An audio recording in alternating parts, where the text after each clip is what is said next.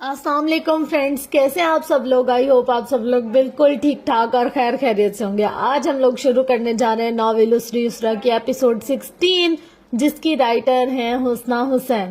تو چلیں بغیر ٹائم ضائع کیے ہم لوگ اس کو شروع کرتے ہیں تاکہ ہمیں پتہ چل جائے کہ آگے کیا ہوا تھا اسٹوری میں۔ ریڈی سیٹ گو۔ صبح اس کی آنکھ کھلی تو تقریباً 6 بجے کا وقت تھا۔ فارس کے سہارا دینے پر وہ اٹھ کر بیٹھ گئی۔ ڈاکٹر اور نرسز بھی کمرے میں موجود تھی۔ وہ گلاس ہاتھ میں لیے وقفے وقفے سے پانی پی رہی تھی اور فارس سینے پر بازو باندھے خاموشی سے اسے دیکھ رہا تھا۔ رونے کے باعث آنکھیں سوجی ہوئی تھی، مگر ان میں کہیں بھی غصہ، خوف، پریشانی نظر نہیں آ رہی تھی۔ چہرے کے تاثرات بھی کچھ حد تک نارمل تھے۔ طبیعت خرابی کے باعث رنگت ہنز و زرد اور چہرہ مرجھایا ہوا سا لگ رہا تھا، مگر گزشتہ شب کے واقعے کی کوئی جھلک نظر نہیں آ رہی تھی۔ چیک اپ کے بعد نرس نے کنولا ہٹا کر سنی پلاس لگایا۔ ڈاکٹر نے کچھ ضروری ہدایات سے نوازا۔ کچھ تنبیہات فارس کے لیے بھی تھی۔ وہ اسے اسٹریس اور ہر طرح کے ذہنی دباؤ سے بچا کر رکھے گا، کہہ رہے تھے ڈاکٹرز۔ شاید معاملہ اس بار کچھ سیریس ہوا تھا، ورنہ اس سے پہلے تو وہ بہت آسانی سے مسئلوں کو ٹال دیتی تھی، زیادہ اثر نہیں لیتی تھی۔ وہ سنتے ہوئے اس کی طرف دیکھ رہا تھا اور وہ سر جھکائے ہوئے اس چہرے کا رخ بدل گئی۔ 7 بجے ڈسچارج کیا دیا گیا تو وہ گھر آ گئے۔ مسز شیرازی ان کے انتظار میں لاؤنج میں ہی بیٹھی تھی۔ وہ سیدھا ان کے پاس گئی، ان کے گلے لگی، پھر ان سے بات کر رہی تھی۔ وہ اس کے گال پر ہاتھ رکھے خفگی سے کچھ کہہ رہی تھی اور اس نے ایک دم سے شرمندہ ہوتے ہوئے سر جھکا لیا۔ فارس جیبوں میں ہاتھ ڈالے قدرے فاصلے پر کھڑا تھا۔ بے خوابی کا شکار، آنکھوں میں سرخی ہی سی ٹھہری تھی۔ چہرہ بے تاثر سا لگ رہا تھا، مگر اس کے اندر جو کچھ ہو رہا تھا اس سے صرف وہی واقف تھا۔ چونکہ ڈاکٹر نے مکمل آرام کی تاکید کی تھی تو جنت ناشتے کے بعد اپنے کمرے میں چلی گئی، جبکہ وہ کچھ دیر تک مسز شیرازی کے پاس ان کے کمرے میں بیٹھے رہا۔ جنت کی باتوں سے پریشان ہو رہے ہو؟ انہوں نے نرمی سے پوچھا تو اس نے چونک کر سر اٹھایا۔ صوفے کے ہتھے پر اس کی انگلیاں آہستگی سے متحرک ہوئی۔ نہیں، کہہ کر کھڑکی کی طرف دیکھا۔ دھوپ سیدھا اس کے چہرے پر پڑ رہی تھی، آنکھوں کا ہر رنگ نمایاں تھا۔ لگ تو رہے ہو ماں تھی وہ، اسے اندر تک جان گئی تھی۔ مبہم سی مسکراہٹ لیے وہ ان کی طرف دیکھنے لگا، پھر سیدھا ہو بیٹھا۔ میں اس کی باتوں سے پریشان نہیں ہوں ممی، انفیکٹ مجھے اچھا لگا۔ اس نے اپنے خوف کا اظہار کر دیا۔ وہ نارمل لہجے میں آہستگی سے گویا ہوا۔ پچھلی بار اس نے پریشانی میں گھر چھوڑ دیا، اس بار اس نے ایسا نہیں کیا۔ اس نے مجھ سے بات کی، جو مسئلہ تھا وہ بتایا، کوئی الٹی سیدھی حرکت نہیں کی۔ آپ کا خیال ہے میں اس پر اب سیٹ ہو سکتا ہوں؟ مسز شیرازی نے اس کا ہاتھ اپنے ہاتھ میں لیا، پھر اب نم آنکھوں کے ساتھ اس کے گال پر ہاتھ رکھا۔ اس نے کافی سے زیادہ اسٹریس لیا ہے، تو بس اسی کا ہی سوچ رہا ہوں۔ اس نے بات ادھوری چھوڑ دی۔ اگر تم کہو تو میں جنت سے بات کروں؟ وہ چند لمحوں تک انہیں دیکھتا رہا، پھر نفی میں سر ہلا دیا۔ اگر ضرورت پڑی تو آپ سے کہوں گا، وہ آہستگی سے بولا۔ انہوں نے اس کے ہاتھ پر اپنی گرفت بڑھائی۔ کچھ مت سوچو، سب ٹھیک ہو جائے گا انشاءاللہ۔ وہ اپنے کمرے میں آیا تو جنت بیڈ راؤنڈ سے ٹیک لگا کر بیٹھی تھی۔ اب کیسی طبیعت ہے؟ وہ پوچھ رہا تھا۔ ٹھیک ہوں، وہ تو اسے آفس کے لیے تیار ہوتا دیکھ کر ایک دم سے پریشان ہوئی تھی۔ بیمار وہ تھی تو ہاسپٹل میں بے آرام وہ بھی تو ہوا تھا۔ آنکھیں تو رت جگی کی واضح گواہی دے رہی تھی۔ تم آفس کیوں جا رہے ہو؟ کچھ ضروری کام ہے، وہ نارمل لہجے میں جواب دیتے ہوئے ٹائی کی نوٹ باندھنے لگا۔ تم رات بھر نہیں سوئے، تمہیں آرام کرنا چاہیے، خفیف سا ہو کر کہہ دیا۔ لبوں پر مبہم سے مسکراہٹ لیے وہ مڑ کر اسے دیکھنے لگا۔ وہ بھویں سکیڑے بیٹھی تھی، چہرے پر ہلکا سا اضطراب نمایاں ہوا، انگلیاں آپس میں الجھ رہی تھی۔ اپنا خیال رکھنا۔ مکمل تیاری کے بعد موبائل اٹھائے باہر نکلا تو وہ بھی اپنے اندر ایک عجیب سی بے سکونی لیے پیچھے آئی، مگر وہ باہر نہیں گئی۔ اس نے گلاس وال سے اسے گاڑی کی طرف جاتے ہوئے دیکھا۔ دل عجیب سی لے پر دھڑک اٹھا۔ جو تاثرات اس نے فارس کے سامنے چھپا کر رکھے تھے وہ چہرے سے عیاں ہونے لگے۔ آنکھوں میں انجانا سا خوف اتر آیا کہ وہ اس سے ناراض ہو چکا تھا۔ اسے ایک دم سے فکر ہوئی، اسے پہلی بار اس طرح اس کی ناراضگی کی فکر ہوئی۔ وہ سارا دن اپنے کمرے میں رہی۔ مسز شیرازی وقفے وقفے سے اسے دیکھنے آتی رہی۔ سائڈ ٹیبل پر رکھا اس کا موبائل آج بہت خاموش تھا۔ کروٹ پر کروٹ بدلتے، نیم تاریکی میں پنکھے کو گھورتے، خود سے لڑتے اور خود سے الجھتے وہ کافی سے زیادہ بے قرار رہی تھی۔ فارس ضروری کام کے سلسلے میں شہر سے باہر تھا، اس کی واپسی رات تاخیر سے متوقع تھی۔ مسز شیرازی نے اسے آگاہی دے دی تھی، وہ سو چکی تھی تو اسے گھر میں ایک دم سے خاموشی کا احساس ہوا۔ دل اداس تھا، دل پریشان بھی بہت ہو رہا تھا۔ طبیعت کا بوجھل پن الگ، نفسیاتی حالت بھی عجیب ہو رہی تھی۔ اس نے موبائل اٹھا کر فارس کو کال کی تو موبائل آف ملا۔ کتنی دیر تک وہ آنکھوں کو مسل کر نمی دباتی رہی۔ اسے اپنی باتیں یاد آ رہی تھی، اپنا لہجہ، اپنا رویہ یاد آ رہا تھا۔ وہ سارے الزام جو اس نے لگائے تھے، وہ تمام شک جو اس نے دکھائے تھے، پتہ نہیں اسے کیا ہوا تھا. حالانکہ وہ ہر تکلیف، ہر بات دبا لیتی تھی، برداشت کر کے نظر انداز کرتی جاتی تھی. خصوصاً ادینہ زبیر کے معاملے کو اس نے کبھی بھی اس حد تک اپنے سر پر سوار نہیں کیا تھا. اگر پریگنینسی کے بعد وہ ایسا نہیں کر پا رہی تھی، اس کے مزاج میں خاطر خواہ تبدیلی آئی تھی. چھوٹی سی بات اسے پہاڑ جتنی لگتی تھی، ایک ذرا سا وہم ہلا دیتا تھا، ایک ذرا سا شک بہلا دیتا تھا. گھڑی رات کے 12 بجا رہی تھی، فارس ابھی تک نہیں آیا تھا. وہ گھر کے عقبی لان میں سوئمنگ پول کے سامنے آہستگی سے ٹہل رہی تھی. سر اور کندھے جھکے ہوئے تھے. یوں ہی ایک چکر کاٹ کر سر اٹھایا تو فارس وجدان پر نظر پڑتے ہی اس کی دھڑکنیں تھم گئی. وہ راہداری سے گزر کر اسی طرف آ رہا تھا. اس کی کشادہ پیشانی پر بل تھے، جبڑے بھی کچھ سختی سے ہی بچے ہوئے تھے. وہ اسے غصے میں لگا. تم یہاں کیا کر رہی ہو؟ اس کے قریب پہنچ کر اور پھر کچھ سخت نظروں سے دیکھتے ہوئے جھکا تو وہ ایک دم سے گھبرا گئی. آرام کرنے کا کہا تھا میں نے تمہیں، حد ہے. لب بھینچ کر اس نے جنت کا ہاتھ پکڑا اور واپس کمرے میں لے آیا. So how are you feeling? وہ بیڈ پر بیٹھی تھی اور فارس سامنے کھڑا ریسٹ واچ کا فلنگز وغیرہ اتارتے ہوئے پوچھ رہا تھا. چہرے پر گزشتہ شب کا کوئی اثر نہ تھا، نہ خفگی، غصہ یا برہمی، کچھ بھی نہ تھا. ہاسپٹل سے واپسی کے بعد وہ اسے اب نظر آیا تھا. اب بات بھی ہوئی تھی، اب دیکھ بھی رہا تھا. I am good. نظریں چرا کر یہاں وہاں دیکھنے لگی. پورا سین، باتیں، اپنا رویہ یاد آ رہا تھا تو شرمندگی الگ ہو رہی تھی. صرف ایک قتل کا الزام باقی رہ گیا تھا. اس کے علاوہ تو وہ اسے ہر طرح کا مجرم بنا چکی تھی. اب وہ سامنے وارڈروب کھولے کھڑا تھا. کچھ ہی دیر بعد وہ کپڑے نکال کر واش روم میں چلا گیا. وہ شاور کی آواز سنتی سر جھکائے بیٹھی رہی. اسے فارس سے بات کرنی چاہیے. کیا بات کرنی چاہیے؟ ذہن بے تناظر سے الجھا ہوا تھا، کچھ بھی سمجھ میں نہیں آ رہا تھا. شاور لینے کے بعد وہ ہلکے سرمئی رنگ کے ٹراؤزر پر بغیر بازوؤں والی بنیان پہنے باہر آیا. بالوں کو اچھی طرح سے رگڑ کر خشک کرتے اس پر نظر پڑی تو رک گیا. تم پھر سے رو رہی ہو؟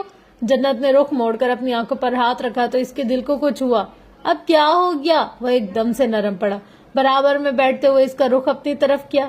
میں نے تمہیں کتنی کالز کی، تم نے مجھ سے بات نہیں کی، تم نے میرے میسج بھی نہیں دیکھے، اور اب میں کیا؟ وہ ذرا حیران ہوا. اس کا ذہن منتشر تھا. پہلے کچھ اور کہہ رہی تھی اور اب کچھ اور کہنے لگی. میں کل ڈر گئی تھی فارس.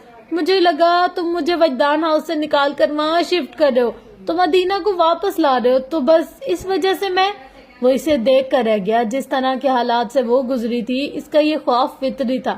اس کے کسی بھی رد عمل پر ناراض نہیں ہو سکتا تھا، کسی بھی بات پر پریشان نہیں ہو سکتا تھا، مگر اس کی یہ وضاحت. ہماری بات تو کل ختم ہو گئی تھی، اس نے بہت ہلکے پھلکے لہجے میں کہا، مگر وہ بھیگی آنکھوں کے ساتھ سر جھکائے رہی، جیسے اس کے لیے تو کچھ بھی ختم نہیں ہوا تھا. ویسے تمہیں نہیں لگتا ہمارا ریلیشن شپ دن بدن اسٹرانگ ہوتا جا رہا ہے؟ متبسم لہجے میں پوچھا تو جنت نے چونک کرنا سمجھی کہ عالم میں سر اٹھایا. اب یہی دیکھ لو، کیا پہلے کبھی ایسا ہوا ہے کہ میں کال نہ کروں اور تم پریشان ہو جاؤ؟ وہ ایک دم سے بوکھلا گئے. ایسا تو نہیں ہوا، میں اس وجہ سے پریشان نہیں تھی. آنکھیں رگڑ کر صاف کرتی اپنی جگہ سے اٹھ کھڑی ہوئی. لمحوں میں اس نے خود پر قابو پاتے ہوئے اپنے تاثرات کو بدلا تھا، اپنے خوف کو چھپایا تھا، اپنی پریشانی کو رفع کیا تھا. وہ اسے بغیر دیکھے ہوئے مسکرا دیا. Good night. کمفرٹر تان کر وہ سوتی بن گئی، جیسے مزید کچھ کہنے کو اور کچھ سننے کو رہا ہی نہ تھا. اندر کا شور بھی کچھ حد تک تھم گیا. کسی بات کو سوچ کر اسے اب وحشت نہیں ہو رہی تھی. تولیہ صوفے پر اچھالتے ہوئے وہ اپنی بیڈ سائڈ پر آ گیا. سونے سے پہلے وہ کوئی دیر تک موبائل اٹھائے بیٹھا رہا. کچھ میسیجز اور ای میلز تھی جنہیں دیکھنا ضروری تھا. جنت اس کی جانب کروٹ بدلتی گہری نیند میں اتر چکی تھی. موبائل رکھ کر وہ اسے دیکھنے لگا. رنگت ہنزو زرد تھی، آنکھوں کے حلقے بھی کچھ نمایاں ہو رہے تھے. وہ پہلے سے کچھ بہتر تھی، مگر اسے پھر بھی کمزور لگی. جھٹکا کم تو نہیں تھا جو اسے لگا، نہ وہ اسٹریس کم تھی جو اس نے گزشتہ شب لی. اس نے کمفرٹر کھینچ کر درست کرتے ہوئے لیمپ آف کر دیا، مگر باوجود کوشش کے وہ سو نہیں سکا. شور ایسا ہی تھا، دل دہلا دینے والا. بند آنکھوں پر ٹھہرے مناظر بھی کسی اذیت سے کم نہ تھے. کانچ، وہ جو قدموں کو چھو رہا تھا، آج وہ جو آگ سینے میں جل رہی تھی، اس کے وجود میں جیسے دھواں بھر گیا. مٹھیاں بھینچ کر اس نے اپنا سر تکیے میں دے دیا. وہ سونا چاہتا تھا، بہت گہری نیند سونا چاہتا تھا، مگر گزشتہ رات کی طرح آج رات بھی اسے نیند نہیں آنے والی تھی، اور اگلی کئی راتوں تک وہ شاید اسی بے خوابی کا شکار رہنے والا تھا. ناشتے کی میز پر بہت زیادہ خاموشی تھی. مسز شیرازی اور فارس تو روزمرہ کی باتیں کر رہے تھے. मगर इसे तो जैसे किसी भी बात का जवाब देते हुए अजीब दिक्कत सी हो रही थी। बार बार नजर उठाकर फारिस को देखती तो इसके चेहरे के तासुरात और लहजे में किसी किस्म का फर्क या तब्दीली नहीं नजर आ रही थी। अपने टैबलेट पर हेडलाइंस देखते हुए वो गाहे बगाए इससे भी मुखातिब हो रहा था। कुछ देर पहले टोस्ट पर जैम लगाने को कहा और फिर ऑरेंज जूस का ग्लास मांगा और अब कप में चाय डालने को कह रहा था। पता नहीं इसे क्या हो गया था। अंदर ही अंदर खुद से उलझते हुए इसने चाय का कप इसके सामने रखा। सब नॉर्मल थे तो वो क्यों अब नॉर्मल हो रही थी। नाश्ते के बाद इसने वर्कआउट किया और अपने मुंतशिर ख्यालात और पेचीदा सोचों को ऑर्गेनाइज करने वो लॉन में आ गई। खुली फिजा में गहरी सांस लेते हुए आसमान की तरफ देखा, फिर शीशे की दीवार की तरफ जहां फारिस वजदान अपने सेल फोन कान से लगाए बात करता हुआ नजर आ रहा था। मिसेस शिराजी अपने स्टूडियो में थी, वो इनके पास बैठ गई। अमूमन वो दोपहर में वॉक के लिए पार्क जाती थी मगर आज 10 बजे ही मेट को साथ लिए चली गई। अक्सर अपने कॉलेज गई हुई थी वरना वो इसके साथ ही जाती। सर पर दुपट्टा और शॉल अच्छी तरह से लिए वो सीने पर बाजू बांधे जॉगिंग ट्रैक पर कदरे फासले पर सरसब्ज क्यारी के करीब आहिस्तगी से कदम उठा रही थी जब इसे अपने अकब में किसी की मौजूदगी का एहसास हुआ था। बेख्तियार मुड़कर पीछे देखा तो इसे फारिस दिखाई दिया। ये ऑफिस नहीं गया? वो इसे देखकर एकदम से हैरान हुई। लंबे लंबे डग भरता वो इसके बराबर में इसी की ही रफ्तार से कदम उठाने लगा। तुम यहाँ? हाँ। इसका लहजा वैसा ही मुतवाजिन था। अल्लाह करे खैर हो। वो बहुत अंदर तक डर गई। चूंकि मैं कुछ मामलात में रद्दोबदल करने वाला हूँ तो मुझे लगा तुमसे बात कर लेनी चाहिए। जन्नत का दिल जोरों से धड़का। आखिर ऐसी कौन सी बात थी जो घर में नहीं हो सकती थी और जिसके लिए इसे अपने ऑफिस से भी छुट्टी करनी पड़ी। वो रुक गई। दोनों आमने सामने हुए। चंद लम्हों तक सस्पेंस की इंतहा होते हुए वो चुप खड़ा रहा और वो भी मुस्तरिब सी यहाँ वहां देखती रही। बिलाखिर इसने सनसनीखेज खामोशी का कफल तोड़ा। आज से तुम वॉक पर मेरे साथ आओगी, शॉपिंग के लिए, डिनर के लिए भी। आइमा के साथ अपने प्लान्स कैंसिल कर दो, बल्कि मैं इसे खुद ही मना कर दूंगा और जब भी मिलना होगा वो हमारे घर आएगी। देखता हूँ मेरे होते हुए कौन तुम्हारी इस छोटे से दिमाग में खनाज भरने की कोशिश करता है। इसने झुककर इंगश्ते शहादत से जन्नत की पेशानी ठोकी। इसने बौखला कर सर उठाया। फारिस वजदान की पहली तमाम बातें एक तरफ और आखिरी एक बात दूसरी तरफ। तुम मेरे दिमाग को छोटा कह रहे हो? आवाज सदमे से फट गई। क्या नहीं कहना चाहिए? इसने अपने हाथ ट्रैक सूट की जेबों में डाल दिए। मैं तुम्हें एक घर देना चाह रहा था और इसके लिए मुझे वजाहत देनी पड़ी। तुम राइटर क्यों नहीं बन जाती? इतना सनसनीखेज रवैया होता है तुम्हारे दिमाग में, मैं खुद हैरान हो जाता हूँ। और वो जो अपने जमीर की मलामतें सहती अपने आप में छुपती फिर रही थी एकदम से चढ़ गई। अभी रात तुम कह रहे थे ये बात खत्म हो चुकी है। क्या मैंने वाकई ऐसा कहा? वो हैरान हुआ, आंखें मुस्कुरा रही थी। जन्नत ने तब कर इसे देखा। तुम्हारी याददाश्त कमजोर नहीं होती जा रही? तुम्हारी सोहबत का असर है, क्या कर सकती हूँ। इससे पहले कि वो कुछ कहती फारिस जॉगिंग ट्रैक पर भागते हुए दूर निकल गया। वो भवें सुकेड़े अपनी जगह खड़ी रह गई। खाने के बाद वो अपने लिए सब्ज चाय बना रही थी जब मुलाजमा इसे खाकी लिफाफा देकर गया। इसने वहीं खड़े खड़े लिफाफा चाक करके कागजात निकाले और अपनी जगह थम गई। वो बच्चे की कस्टडी के पेपर्स थे। इसका एतबार बहाल करने की कोशिश, इसका एतमाद जीतने की जुस्तजू। जो कहा था इसने वो कर दिखाया और जन्नत को तो ऐसी कोई बात याद ही न रही। इसी लम्हे मोबाइल बज उठा। बर्फीले पहाड़ों के साथ आंटी का बेटा लिखा हुआ नजर आ रहा था। इसे अपने हाथ मुंजमद होते हुए महसूस हुए। निचला लब काटते हुए इसने कॉल रिसीव कर ली। तुम्हें पेपर्स मिल गए? किस कदर कोशिश से इसके लबी ले। हाँ, गुड। दूसरी तरफ इत्मीनान भरी आवाज आई। और कोई हुक्म? वो अपने मखसूस लहजे में बहुत संजीदगी से पूछ रहा था। मैंने ऐसा कोई हुक्म तो नहीं दिया था। इसकी आंखों में आंसू उतर आए, सर झुक गया। हुक्म नहीं दिया था मगर यकीन भी तो नहीं करे। अब जो तुम्हारी स्टोरी का विलन है इसे हीरो बनने के लिए कुछ तो करना होगा ना। इसने बेख्तियार निचला लब दांतों में दबाया, आंखें मुकम्मल नम हो चुकी थी। हाँ तो क्या मैंने कहा था कि मेरे साथ इतना बुरा करो? बाएं हाथ की उंगलियों से आंखों को मसलते हुए आवाज को हत्तुल इम्कान मजबूत किए रखा। जो अच्छा कर रहा हूँ इसे भी तो देखो। वो चुप रही, कहने को कुछ भी बाकी नहीं रहा था। इसने खाकी लिफाफा काउंटर पर रख दिया। अब क्या कर रही हूँ? वो मौजू बदलते हुए बोला। सब्ज चाय बना रही थी। इसने दाएं हाथ की पूंछ से आंसू साफ किए, मुड़कर आंच हल्की कर दी। इसके बाद क्या करोगी? आंटी के साथ लॉन में जाऊंगी, अभी वो नमाज पढ़नी है। इसके बाद एक लम्हे को रुकी। पता नहीं, मौसम अच्छा हो रहा है, क्या ख्याल है कहीं बाहर चले? वो पूछ रहा था। जन्नत चुप रही। मम्मी से भी कहो आज हम तीनों चलेंगे, कह के कॉल काटना चाहिए। सुनो, जन्नत ने एकदम से कहा तो वो सेल फोन कान से हटाते हटाते रुक गया था। सुनाओ। वो निचला लब दांतों तले दबाए चंद लम्हों तक खड़ी रही, फिर हिम्मत मुश्तमा करके बोली, तुम्हारा शुक्रिया। फारिस के लबों पर तबस्सुम बिखरा। अच्छा तो किस लिए? वो अनजान बनते हुए पूछ रहा था। अब वजह तुम खुद ही ढूंढ लो। इसने तब कर कॉल काट दी। वो मुस्कुरा कर रह गया। जन्नत कमाल नम आंखों के साथ खाकी लिफाफे को देखती ही रह गई। मिसिस शिराजी के स्टूडियो में वो इस वक्त अकेली मौजूद थी। तरतीब से रखी पेंटिंग्स और दीगर अशिया को देखते इसने पर्दे खींचकर हटा दिए, खिड़कियों को भी खोल दिया। फिजा में खुली गहरी सांस लेती किताबों के रैक के सामने जा खड़ी हुई। आर्टिस्ट और शायरी की बहुत सी किताबें थी जिन्हें वह हाथ में लेकर चंद एक सफ़े पलटकर और कुछ इबारतें पढ़कर रखती ही जा रही थी। किताबों के साथ ही बमुश्किल कोने में एक रजिस्टर साइज का पिक्चर फ्रेम रखा हुआ था। इसने वो फ्रेम उठा लिया, इस पर चढ़ा कागज कवर हटाया। एक शान और तमकीनत से शाही कुर्सी पर बराजुमान आजम शिराजी, स्मार्ट और कसरती जिस्म के मालिक, भूरे बाल, भूरे रंग की तराश दीदा दाढ़ी, जीरक निगाहें, बारौब शख्सियत। पेशानी तो जैसे बिल्कुल फारिस जैसी लग रही थी। अकब में मिसिस शिराजी अपने शौहर के हमरा सियाह साड़ी में मलबूस खड़ी थी। वो इस कदर डिसेंट और पुरकशिश लग रही थी कि जन्नत कितनी देर तक इनके चेहरे पर से निगाह नहीं हटा सकी। बेसाख्ता इनके चेहरे को छुआ। इनकी सी आंखों में जिंदगी की रमक नुमाया थी और इनकी मुस्कुराहट तो आज भी इसे बहुत खूबसूरत लगती थी। 3 पीस सूट में मलबूस हारून शिराजी के लबों पर मुबहम मुस्कुराहट रक्सा थी। आजम शिराजी के पहलू में 7-8 साल का प्यारा सा बच्चा खड़ा था। ये बच्चा फारिस वजदान नहीं था। इसकी आंखें हेजल नहीं थी, ना ही स्याही माइल बालों में शहद रंग की आमेजिश थी। ये लड़का हम्माद शिराजी था, एक मुकम्मल खानदान की एक मुकम्मल तस्वीर जिसमें फारिस वजदान कहीं नहीं था। इसने एक बार फिर अपनी निगाह आजम शिराजी के बावकार चेहरे पर जमा ली थी। इसे लगा वो इसे देख रहे, वो मुझे मार देंगे। अजियत में डूबी खौफ से लरसती फारिस की आवाज, कौन? आजम शिराजी। इसके दिल को एकदम से कुछ हुआ। खुश्क लबों को तर करते हुए इसने फ्रेम वापस रखना चाहा था जब अक्सर ने पीछे से गर्दन निकाली। अस्सलाम वालेकुम आपी। उफल्ला अक्सर, डरा दिया तुमने मुझे। सीने पर हाथ रखकर इसे झड़क दिया। अक्सर ने दांत निकाले, फिर फ्रेम को देखा।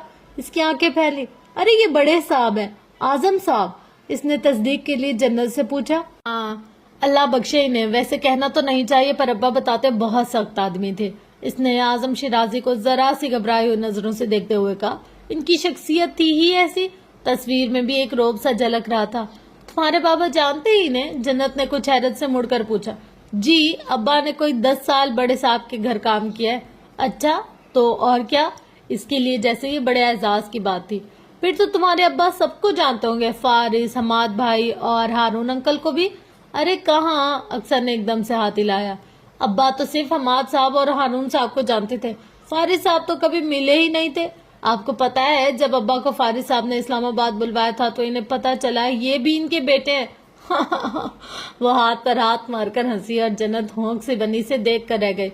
अब्बा बहुत बोले आप ही, अपने काम से काम रखते हैं, इधर उधर कोई तवज्जो नहीं देते। आपको पता है एक बार इनकी खाला लाहौर से आई थी तो अब्बा अम्मा से पूछने लगे ये कौन है, और अम्मा ने इन्हें वो घुरा के बस कि लो बताओ बीवी की बहन नहीं पहचानी गई। अब्बा हंसते रहे कि भाई छोटी सी बच्ची हुआ करती थी, अब तो तुम लोगों से भी बड़ी लग रही है। और एक बार जेदे को अपने साथ मुल्ला अब्दुल हकीम की शादी पर ले गए। तापसी परी से वही भूला है। एक सेकंड, जन्नत ने इसे बर्वक्त ब्रेक लगा दी। तुम्हारे कहने का मकसद है तुम्हारे अब्बा फारिस के दादा के घर काम करते थे तो वहाँ फारिस नहीं रहता था? रहते होंगे जी, पुकारते होंगे। मैंने आपको बताया ना, मेरे अब्बा ने नहीं देखा होगा। इसे पूरा यकीन था। क्या ऐसा मुमकिन है कि कोई किसी के घर में 10 साल काम करे और इसे इसके मकीनों का पता ना हो? जन्नत ने उलझ कर पूछा। अक्सर ने एकदम से चौंक कर जन्नत को देखा। इसके अब्बा बहुत बोले, ये बात वो भूल गई थी। आंखें फैलाए हुए जन्नत को देखी गई, फिर सोच में पड़ गई। बात तो इसकी आपी की ठीक थी। जहन को यहाँ वहाँ दौड़ा कर कुछ याद करने की कोशिश की कि अब्बा ने क्या बताया था। अरे हाँ आपी, ये सब तो ज्यादातर अमेरिका में रहते थे। इसे एकदम याद आया तो खुश होकर बोली, कभी कभार छुट्टियों में आते थे। अच्छा, इसकी निगाहें एक बार फिर तस्वीर पर जम गई। अरे मैं तो भूल गई। अक्सर को एकदम से काम की बात याद आई तो पेशानी पर हाथ मारा। फारिस साहब वो बुला रहे हैं आपको। अब बता रही हो? पिक्चर फ्रेम रखकर जन्नत कुछ उजलत में कदम उठाती स्टूडियो से चली गई। अक्सर ने रुक कर एक बार फिर तस्वीर को देखा। कैसे देख रहे थे आजम शिराजी? बिल्कुल फारिस साहब की तरह झुरझुरी लेकर इसने सोचा, फिर सर झटक कर बाहर चली गई। शाम का खाना जन्नत ने फारिस और मिसेस शिराजी के साथ लॉन में खाया। कुछ काम का बोझ था और कुछ इसके लिए फारिस पिछली कुछ रातों से बेआराम था, तो सोने के घर से वो जल्दी कमरे में चला गया, जबकि जन्नत कुछ देर तक मिसेस शिराजी के पास ही बैठी रही। 10 बजे कमरे में गई तो इसे पानी का खाली ग्लास साइड टेबल पर रखते देखकर चौंक गई। इसका तो ख्याल था वो अब तक सो चुका होगा। तुम अभी तक जाग रहे हो? जरा सा हैरान हुई। हाँ, वो नींद नहीं आई कहकर दोबारा लेट गया। कंफर्टर सीने तक खींचा, लैंप ऑन रहने दिया। जन्नत बाईं तरफ से अपनी जगह पर आ गई। एक बात पूछूं? वो आंखें बंद किए हुए थे। वो कुछ लम्हों तक खामोश रही। तुम मुझे घर क्यों देना चाह रहे थे? जो सवाल दिल में था वो लबों पर आ गया। वो बराबर में बैठकर बैकग्राउंड से टेक लगाए बैठी थी। फारिस ने धीरे से आंखें खोल दी। चंद लम्हों तक खामोश रहा, इसलिए कि अगर तुम अलैदगी का फैसला करती हो तो तुम्हारे पास एक मुस्तकिल ठिकाना होना चाहिए। मैं नहीं चाहता किसी भी तरह की कोई भी परेशानी हो। जन्नत कमाल अगले कई लम्हों तक कुछ न कह सकी। इसकी आंखों में आंसू ठहरे थे। वो हमेशा इसके बारे में गलत सोचती थी, गलत अंदाजे लगाती थी। वो करवट के बल बाजू सर के नीचे रखे इसे देखने लगा। और अगर मैंने अलैदगी का फैसला ना किया तो? कुछ देर बाद इसने कहा। फारिस के लबों पर मुस्कुराहट सी फैल गई, जिसे दबाकर वो इसकी तरफ मुतवज्जा हुआ। फिर भी तुम्हें ऐसा घर चाहिए जहां तुम मुझसे नाराज होकर जा सको, मैं तुम्हें मनाने आ सकूं। जन्नत की आंखों में नमी और दर्द लिए इसे देख रही थी। वो इस जवाब के लिए तैयार नहीं थी, बिल्कुल भी नहीं। इसे एकदम से बहुत ज्यादा रोना आ गया, मगर जब्त किए रखा। तुम्हें घर कैसा लगा? चंद सानियों के बाद इसने पूछा था। मैं ठीक से देख नहीं सकी। तुम्हें कैसा लगा? आहिस्तगी से पूछा। बेहतरीन, मेरे ख्याल से तो लोकेशन भी परफेक्ट है। ये यानी अगर तुम मुझसे लड़कर वैदान हाउस से पैदल वहां जाना चाहोगी तो सिर्फ 10 मिनट ही लगेंगे। ये अलग बात है कि जब तुम्हारा अपना जाती ड्राइवर होगा तो फिर 5 मिनट, और अगर ड्राइविंग सीट मैंने संभाली होगी तो फिर पूरा 1 घंटा लगेगा। और वो नम आंखों के साथ एकदम से हंस पड़ी। फारिस के लिए इस लम्हे इसकी हंसी से ज्यादा कीमती शे कुछ भी ना थी। यानी तुम अभी भी अपना फायदा और आसानी देख रहे हो? बिल्कुल, मेरा हक है ऐसा करना। डन करूं? फिर तस्दीक चाहिए। इसने आहिस्तगी से इस बात में सर हिला दिया। वैसे मैं भी इतनी कंगली नहीं हूँ जितना तुम मुझे समझ रहे हो। चंद लम्हों के बाद इसकी तरफ देखते हुए बोली। आंखों में चमक ठहरी थी, लहजा खुशगवार हो रहा था। कुछ देर पहले तक जो इसका चेहरा मुरझाया हुआ था वो अब किसी फूल की तरह खिल उठा था। मेरे नाना ने अपना घर मेरे नाम किया था। बहुत बड़ा घर है, बहुत प्यारा भी वहाँ, लेकिन इतना दूर। अब तुम्हें कोयटा मनाने कौन जाए? वो एकदम से हंसी और अगले ही लम्हे ठटक गई। तुम्हें कैसे पता मेरे नाना का घर कोयटा में है? फारिस की नींद भग से उड़ी। आंखों पर से बाजू हटाकर इसे देखा। वो कुछ देर पहले तक लेटी हुई थी और अब बेड पर आलती पालती मारने ताई मशकूक निगाहों से इसे घूर रही थी। तुमने बताया था मुझे? फौरन ही संभल कर कहा। मैंने तुम्हें ये बात कभी नहीं बताई, वो पूरे वसूख से बोली। फारिस ने अंदर ही अंदर खुद को कोसा। भला क्या जरूरत थी इस तरह की बात करने की? बताई थी, तुम भूल गई। तुम झूठ बोल रहे हो, यकीनन कुछ छुपा रहे हो मुझसे। बिल्कुल नहीं, तुम ऐसा क्यों सोच रही हो? जन्नत के तेवर काफी हद तक खतरनाक हो चुके थे। लब भींच कर इस पर झुकी। तुम मेरी जासूसी करते हो? फारिस का मुंह कुछ सदमे और हैरत से खुला। मैं ऐसा क्यों करूंगा? ये तो तुम ही बेहतर बता सकते हो। फॉर गॉड सेक जन्नत, फिर तुम्हें ये कैसे पता चला मेरे नाना का घर कोयटा में? हाँ, वो लाजवाब हुआ। और याद है एक बार तुमने मुझसे कहा था? कंगार कर गला साफ किया, तासुरात में एकदम से मसनूई संजीदगी ले आई। तुम में मैं इतनी सी दिलचस्पी भी नहीं रखता कि अपने आदमियों को तुम्हारे हवाले से ऑर्डर देता फिरूं। याद आया? फारिस को सब अच्छी तरह से याद आ गया था। सो जाओ, कंफर्टर सर तक लेते हुए अपनी शक्ल गुम करना चाहे। जन्नत ने फौरन ही खींच कर हटा दिया। मेरी बात अभी खत्म नहीं हुई। वो बेबसी से इसे देखकर रह गया। समझ में नहीं आ रहा था कि अब इस मसले से जान कैसे छुड़ाए। मुझे सुबह ऑफिस भी जाना है। हाँ, तो मैंने कब कहा मत जाना? लब भींच कर इसे घूरती रही। वो गहरी सांस लेकर रह गया। आखिर तुम मान क्यों नहीं रहे कि तुमने मेरी सारी मालूमात निकलवाई है? वो खामोश हो गया। वो झुककर इसकी आंखों को पढ़ती रही। देखा, फिर फौरन सीधी हो बैठी। मुझे पता था तुम झूठ बोल रहे हो। मैंने अपने कोयटा वाले घर के बारे में तुम्हें कभी कुछ नहीं बताया। वो कोहनी के बल जरा सा ऊपर हो बैठा। अब पेन और पेपर उठाओ और बैठकर नॉवेल लिखो। मैंने तुम्हें तुम्हारे इस कोयटा वाले घर की वजह से अपनाया है, क्योंकि वो घर एक ऐसे खित्ते पर है जिसकी कीमत करोड़ों में। जमीन के नीचे खजाना छुपा हुआ है। वहीं कहीं मेरी कोई महबूबा भी रहती है। جنات کے ساتھ بھی میرا رابطہ ہے اور میں تمہیں بہلا پھسلا کر وہاں لے جانا چاہتا ہوں تاکہ وہاں کسی کنویں میں پھسل کر تم ہلاک ہو سکو اور میں وہ زمین ہتھیا سکوں۔ جنت اس افتاد پر ایک دم بوکھلائی اور پھر چڑھ کر اس کے ہاتھ میں دبا ہوا کوشن اٹھا کر اسے دیا اور اٹھا کر مارا۔ فارس کی ہنسی بے ساختہ تھی، ناراض ہو کر فوراً سے اٹھ گئی۔ میں تو تمہاری مشکل آسان کر رہا تھا، تم ساری رات سوچتی رہتی اور تمہیں نیند ہی نہ آتی، سو میں نے سوچا کہ ممکنہ سینیریو خود ہی تیار کر دوں۔ آنکھوں میں شرارت لیے سنجیدگی سے کہا، لہجہ متبسم تھا۔ سلیپرز پہنتے ہوئے جنت نے تل ملا کر اسے دیکھا۔ بات مت کرو مجھ سے تم، کہہ کر باہر نکل گئی۔ دروازہ بند کر کے دروازے کو ہی چند ایک سخت گھوریاں دی۔ میری ساری معلومات نکلوائی اور ظاہر ایسے کرتے جیسے کچھ جانتا ہی نہیں۔ وہ بڑبڑاتے ہوئے کچن میں چلی گئی۔ پورا گھر خاموشی میں ڈوبا ہوا تھا۔ اس نے پانی پیا، ایک بوتل کے ساتھ لیے کمرے میں واپس آ گئی۔ آہستگی سے دروازہ بند کر کے کچھ دیر اپنی جگہ بیٹھی رہے اور جب تسلی ہو چکی کہ وہ سو چکا ہے تو اٹھ کر بیڈ سائڈ ٹیبل پر اس کی طرف آ گئی۔ موبائل کی فلیش لائٹ آن کیا، آہستگی سے دراز کھولا، اندر پڑی اشیاء کو ادھر ادھر کیا۔ اس کی الرجی کی ٹیبلٹس، کچھ ضروری کاغذات، والیٹ، گھڑی کے سوا کچھ نہ تھا۔ اس نے پھر صوفے پر رکھی اس کی جیکٹ کی تلاشی لی۔ داہنی جیب سے سلیپنگ پلز اور چند ایک ادویات برآمد ہوئی۔ اپنے اندر ایک عجیب سی بے سکونی، وحشت بھرا خوف لیے وہ اپنی جگہ کھڑی رہ گئی۔ لندن جانے سے پہلے اسے یہ مسئلہ نہیں تھا، اتنا تو وہ جانتی تھی، یا شاید تب بھی وہ لیتا ہو۔ اسے اندازہ نہیں تھا یہ کب سے شروع ہوا، مگر اب کچھ ادویات کا فارس کے ساتھ مستقل طور پر جڑ جانا اسے شدید پریشانی میں مبتلا کر گیا تھا۔ ہفتے کا دن تھا۔ اپنی نگرانی میں وہ گراؤنڈ فلور کے بیشتر کمروں کی صفائی کروا رہی تھی، ایک نئی ترتیب سے چیزوں کو آرگنائز کرتی، غیر ضروری سامان کو اسٹور روم میں رکھواتی۔ وہ خود بھی ملازمین کے ساتھ جتی ہوئی تھی، لکڑی کے باکس میں دری کچھ آرائشی اشیاء کا جائزہ لیتی۔ وہ سجاوٹ کے لیے کچھ نئی اشیاء انتخاب کر چکی تھی۔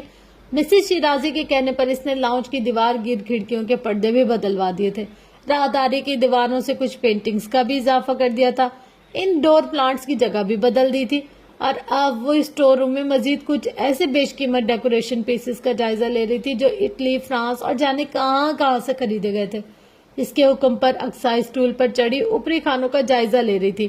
فائلز کا ایک ڈھیر تھا جو گرد سے اٹا پڑا تھا، کاغذات، لفافے، میگزین، اخبارات، مگر اس کی تمام تر توجہ اس آرائشی باکس کی طرف تھی جو ڈبے میں پیک کونے میں پڑا تھا اور جسے جنت نے نکالنے کا کہا تھا۔ اسے وہاں سے اٹھانے کی جستجو میں ہاتھ لمبا کیے وہ ایڑیوں کے بل کچھ اور اوپر ہوئی۔ اگلے ہی لمحے اس کا توازن بگڑ گیا۔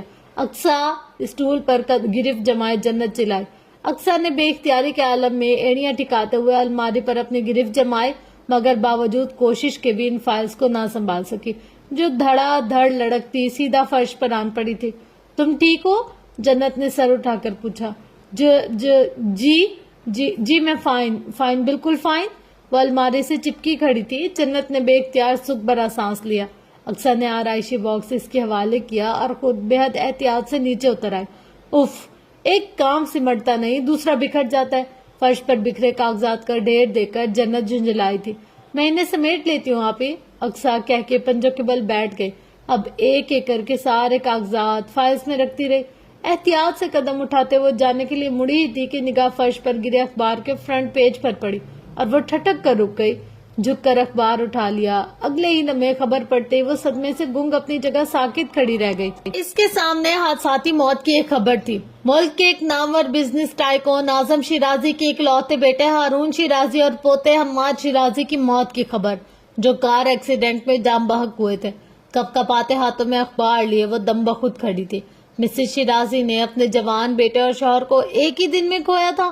اس کی پلکیں لرز اٹھی، وجود پر کپ کپی سی تاری ہوئی۔ اخبار ہاتھ میں لیے وہ راہداری میں آ گئی تھی اور وہیں سے بیک ڈور کھول کر اس نے اگبی لان کا رخ کیا تھا۔ جوان بیٹے اور شوہر کی جدائی کا صدمہ ایک ساتھ جھیلا تھا۔ وہ زینے پر رک گئے۔ سوئمنگ پول کے عین سامنے لان چیئر پر مسز شیرازی فارس کے ہمراہ بیٹھی ہوئی نظر آ رہی تھی۔ وہ فارس سے کچھ کہہ رہی تھی، پھر اس کا جواب سن کر وہ ایک دم سے مسکرانے لگی، پھر کسی بات پر ہنس پڑی۔ محبت کا، رحم کا، ہمدردی کا، جانے کون سا وہ احساس تھا کہ انہیں یوں ہنستے مسکراتے دیکھ کر اس کا دل پھٹنے لگا، آنکھیں نم ہونے لگی تھی۔ اس نے ہمیشہ انہیں بہت مضبوط دیکھا تھا، اپنی زندگی، وقت اور حالات پر صابر اور شاکر ہی نظر آتی تھی، مطمئن، پرسکون، پر امید۔ اس کی آنکھوں میں یقین کی ایک گہری چمک نظر آئی۔ ان کا چہرہ حسن زن سے منور ہوتا تھا۔ اس کی نظر فارس تک گئی۔ وہ لان چیئر پر گردن پیچھے کی طرف گرایا آرام دہ حالت میں بیٹھا تھا۔ دھوپ میں آنکھیں بند تھی، تاثرات نرم تھے۔ مسز شیرازی کی نظر جنت پر نہیں پڑی تھی، مگر جنت انہیں ہی دیکھ رہی تھی۔ اخبار پر گرفت بڑھائے وہ واپس پلٹ آئی۔ اسٹور روم کا دروازہ بند کر کے وہ کتنی ہی دیر تک غیر ضروری سامان میں گہری سانسیں لیتی رہی۔ ایک عجیب سی بے سکونی تھی جو اس کے اندر پھیل گئی تھی۔ ایک اذیت بھرا احساس تھا جو اس کی رگ رگ میں سما گیا تھا۔ اسے ایک دم سے مسز شیرازی کے دکھ پر، ان کے نقصان پر، ان کی اذیت پر رونا آیا۔ صدمہ ایک تو تھا نا، وہ کس قدر مشکل حالات سے گزر رہی تھی۔ گہری سانس لے کر اس نے اقصیٰ کو دیکھا۔ وہ اپنے دن میں تمام بکھرے ہوئے کاغذات سمیٹنے لگی تھی، ساتھ ہی کچھ گنگنایا بھی جا رہا تھا۔ ملازمہ کاغذات اور فائلز کا بھرا ہوا ایک کارٹن لیے اندر آئی۔ آج صبح ہی فارس نے اپنی اسٹڈی کی صفائی کا حکم جاری کیا تھا، غیر ضروری فائل اور ڈاکومنٹ معمول کی طرح اسٹور روم میں جگہ پانے والے تھے۔ ملازمہ نے وہ کارٹن بقیہ کارٹنز کے برابر میں میز پر رکھ دیا تھا۔ فارس صاحب نے تو مانو گھر کو ہی آفس بنا دیا ہے۔ اکثر صفحے اکٹھے کر کر کے تھک گئی تھی۔ اخبار جنت نے لپیٹ کر دراز میں رکھ دی، کھڑکی کی سلائیڈ کھول دی۔ اور کیا رکھنا ہے آپ ہی؟ اور وہ جو اوپر پردے رکھے ہیں نا، وہ لے آؤ۔ اسے حکم دے کر باہر دیکھا۔ کچھ دیر تک گہری سانسیں لیتی رہی۔ اس کی دائیں طرف آج فارس کی اسٹڈی سے آنے والا کارٹن ادھر ہی دھرا ہوا تھا۔ خاکی رنگ کا ایک توڑا موڑا سا لفافہ کونے میں پھنسا تھا۔ اس پر کہیں روبی اکرام کا نام لکھا ہوا نظر آ رہا تھا۔ تم آج چپ چپ سی کیوں ہو؟ فارس کے پوچھنے پر اس نے چونک کر سر اٹھایا۔ نہیں تو، بدقت مسکرائی۔ کتاب ہاتھ میں تھی، اس نے ابھی تک اس کا ایک صفحہ بھی نہیں پلٹا تھا۔ گال پر پھسلتی لٹ کو کان کے پیچھے کرتے ہوئے اس نے فارس کو دیکھا۔ وہ صوفے پر تھی اور فارس بیڈ کی پائتنی کے ساتھ ٹیک لگائے بیٹھا تھا۔ لیپ ٹاپ کھلا ہوا تھا۔ اس کی فریم گلاسز لیپ ٹاپ اسکرین پر سبزی مائل عکس منعکس ہو رہا تھا۔ بال ماتھے پر بکھرے تھے۔ وہ کچھ دیر تک اسے ہی دیکھتی رہی۔ تمہیں حماد بھائی یاد تو آتے ہوں گے؟ اس کا سوال اتنا اچانک اور فارس کے لیے اس قدر غیر متوقع تھا کہ ٹچ پیڈ پر اس کی انگلیاں ایک دم سے ساکت ہوئی تھی۔ اس نے بے ساختہ نظر اٹھا کر جنت کو دیکھا۔ لب باہم پیوست رہے۔ جنت کی نگاہیں اس پر جمی تھی۔ شاید وہ منتظر تھی کہ وہ اپنے بھائی کے ذکر پر اس سے کچھ تو کہے گا، مگر فارس کا چہرہ سپاٹ اور زبان بالکل خاموش تھی۔ اچانک یہ سوال کیوں؟ خود کو مصروف ظاہر کرتے ہوئے وہ ایک بار پھر لیپ ٹاپ کی طرف متوجہ ہوا تھا۔ ایسے ہی خیال آ گیا، اس نے کہا۔ آنٹی بھی ان کے بارے میں زیادہ بات نہیں کرتی۔ فارس وجدان کی آنکھیں فریمز گلاسز کے پیچھے مکمل چھپ گئی تھی۔ اس کے تاثرات میں کوئی تبدیلی نہیں آئی۔ چہرہ مزید سپاٹ اور سنجیدہ سا لگنے لگا۔ شاید گزر جانے والوں کا ذکر کچھ قریبی رشتوں کے لیے بہت تکلیف دہ ہوتا ہوگا۔ اس نے گہری سانس لے کر سوچا، لیکن وہ تو آج بھی اپنے نانوں کو یاد کرتی تھی اور ان کے بارے میں ڈھیروں باتیں کرنا چاہتی تھی۔ جانے کیا وجہ تھی کہ اس گھر میں ان لوگوں کا کوئی ذکر نہیں ہوتا تھا جو اسی گھر کا ایک مضبوط حصہ رہ چکے تھے۔ گہری سانس لے کر اس نے کتاب بند کر کے رکھ دی، پھر اٹھ کر باہر آ گئی۔ مسز شیرازی کے بیڈ روم کے سامنے رک کر اس نے بند دروازے پر آہستگی سے دستک دی۔ کم ان۔ اجازت ملتے ہی وہ دروازہ کھول کر اندر آ گئے۔ مسز شیرازی بیڈ کراؤن کے ساتھ ٹیک لگائے کوئی کتاب ہاتھ میں لیے بیٹھی تھی۔ اسے دیکھ کر کچھ حیران ہوئی کہ ابھی کچھ دیر پہلے وہ فارس کے ہمراہ انہیں شب بخیر کہہ کر گئی تھی۔ میں آپ کے پاس آ جاؤں؟ معصومیت سے پوچھا۔ بھلے یہ کیسے سوال ہوا؟ کتاب رکھ کر گلاسز ہٹاتے ہوئے انہوں نے اس کی طرف ہاتھ بڑھایا اور وہ بہت سے آنسو اپنے اندر اتارتی ان کے پہلو میں لیٹتے ہوئے ان کی باہوں میں سما گئے۔ کیا ہوا میری بیٹی کو؟ ان کے سینے پر سر رکھے وہ نم آنکھوں کے ساتھ مسکرائی۔ ان کی آغوش میں ایک دم سے بہت سکون سا ملا اسے۔ کچھ بھی نہیں ہوا مجھے، کچھ کہہ کر کچھ دیر چپ چاپ لیٹی رہی۔ وہ ان کے سامنے ان کے شوہر اور بیٹے کا ذکر کرنا چاہتی تھی۔ وہ انہیں اسٹور روم سے ملنے والی اس اخبار کے فرنٹ پیج پر نظر آنے والی ایک خبر کا حوالہ دینا چاہتی تھی۔ ان کا غم، درد اسے ہوا تھا۔ اسے اس عرصے میں پہلی بار ادراک ہوا وہ اندر سے کس قدر ٹوٹی ہوئی تھی۔ پہاڑ جتنی آزمائشیں جھیل کر ان کے لبوں پر آج بھی کلمہ شکر جاری تھا۔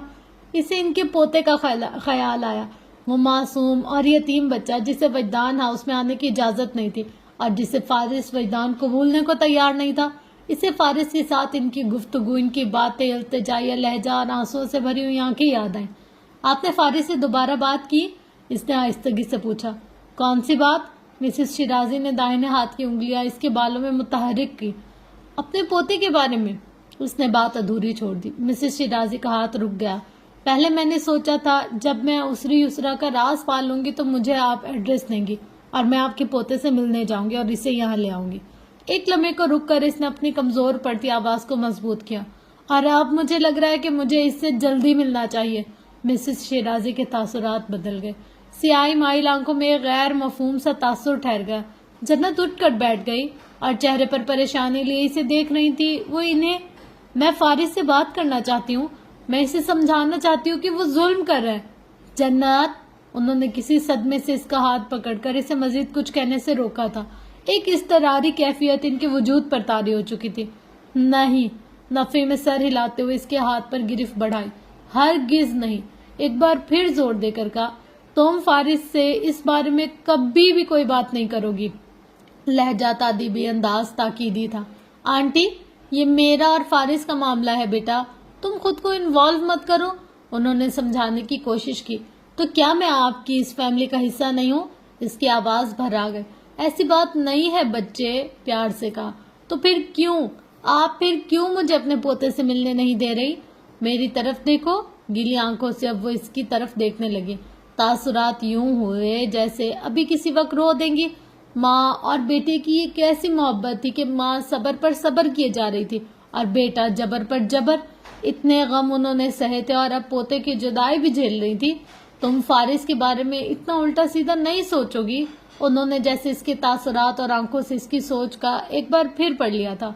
وہ میرا بہت پیارا بیٹا ہے, اس نے مجھے کبھی تکلیف نہیں پہنچائی. وہ کہہ رہی تھی. ریان میرا پوتا ہے, میں جانتی ہوں مجھے اس معاملے کو کیسے ہینڈل کرنا ہے. انہوں نے غم اور پریشانی کے ملے جلے تاثرات کو چھپاتے ہوئے متوازن لہجے میں سنجیدگی سے کہا تھا.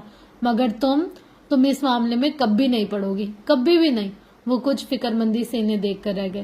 اس کا تو خیال تھا وہ اس کی مدد کریں گی, مگر انہوں نے تو صاف انکار کر دیا تھا. میں نے آپ سے وعدہ کیا تھا آنٹی, اس نے یاد دلایا. تم نے یہ بات کہہ دی. میں سمجھوں گی تمہارا وعدہ پورا ہو چکا ہے. جنت انہیں بے بسی سے دیکھ کر رہ گئی. وعدہ کرو تم کبھی بھی فارس سے کوئی بات نہیں کرو گی, ریان کا نام بھی نہیں لوگی. اس کا سر جھک گیا. کب تک, آخر کب تک آپ یہ سہیں گی؟ اس نے نظر اٹھائی تو آنسو گال پر پھسل گئے. میں ماں بننے والی ہوں. میں نے ابھی اپنے بچے کو ہاتھ میں نہیں لیا, لیکن ابھی سے آنٹی, ابھی سے یہ سوچ آ جائے تو میرا دل پھٹنے لگتا ہے. اور آپ جنت, انہوں نے تڑپ کر اسے دیکھا اور اگلے ہی پل اسے سینے سے لگا لیا تھا. کیا ہو گیا ہے بچے ہی, کیا سوچ رہی ہو تم؟ میں پریشان نہیں ہوں تو تم کیوں ہو رہی ہو؟ وہ روتی جا رہی تھی اور جس کا درد تھا اس کی پشتی سہلا رہی تھی. مجھے اللہ پر پورا یقین ہے, وہ میرے لیے آسانی کرے گا, تم پریشان مت ہو, وہ کہہ رہی تھی. پھر اسے خود سے الگ کر کے اس کے سرخ پڑتے چہرے کو دیکھا. میں فارس سے خود بات کروں گی جنت, انشاءاللہ سب ٹھیک ہو جائے گا. وہ اس سے زیادہ جیسے خود کو تسلی دے رہی تھی. تم بس دعا کرو میرے پوتے کے لیے, صرف دعا. پھر مسکرائیں. اب جاؤ آرام کرو اور کچھ نہیں سوچنا. پیار سے گال پر ہاتھ رکھا. وہ آنسو صاف کرتے اٹھ کر چلی گئی. دروازہ بند ہوا تو مسز شیرازی نے گہری سانس لے کر اپنی پشت بیڈ گراؤنڈ کے ساتھ ٹکا لی. ان کی آنکھوں میں اضطراب نمایاں تھا, ہاتھوں میں کپ کپاہٹ نظر آ رہی تھی اور دل تو جیسے غم سے پھٹنے کو تھا.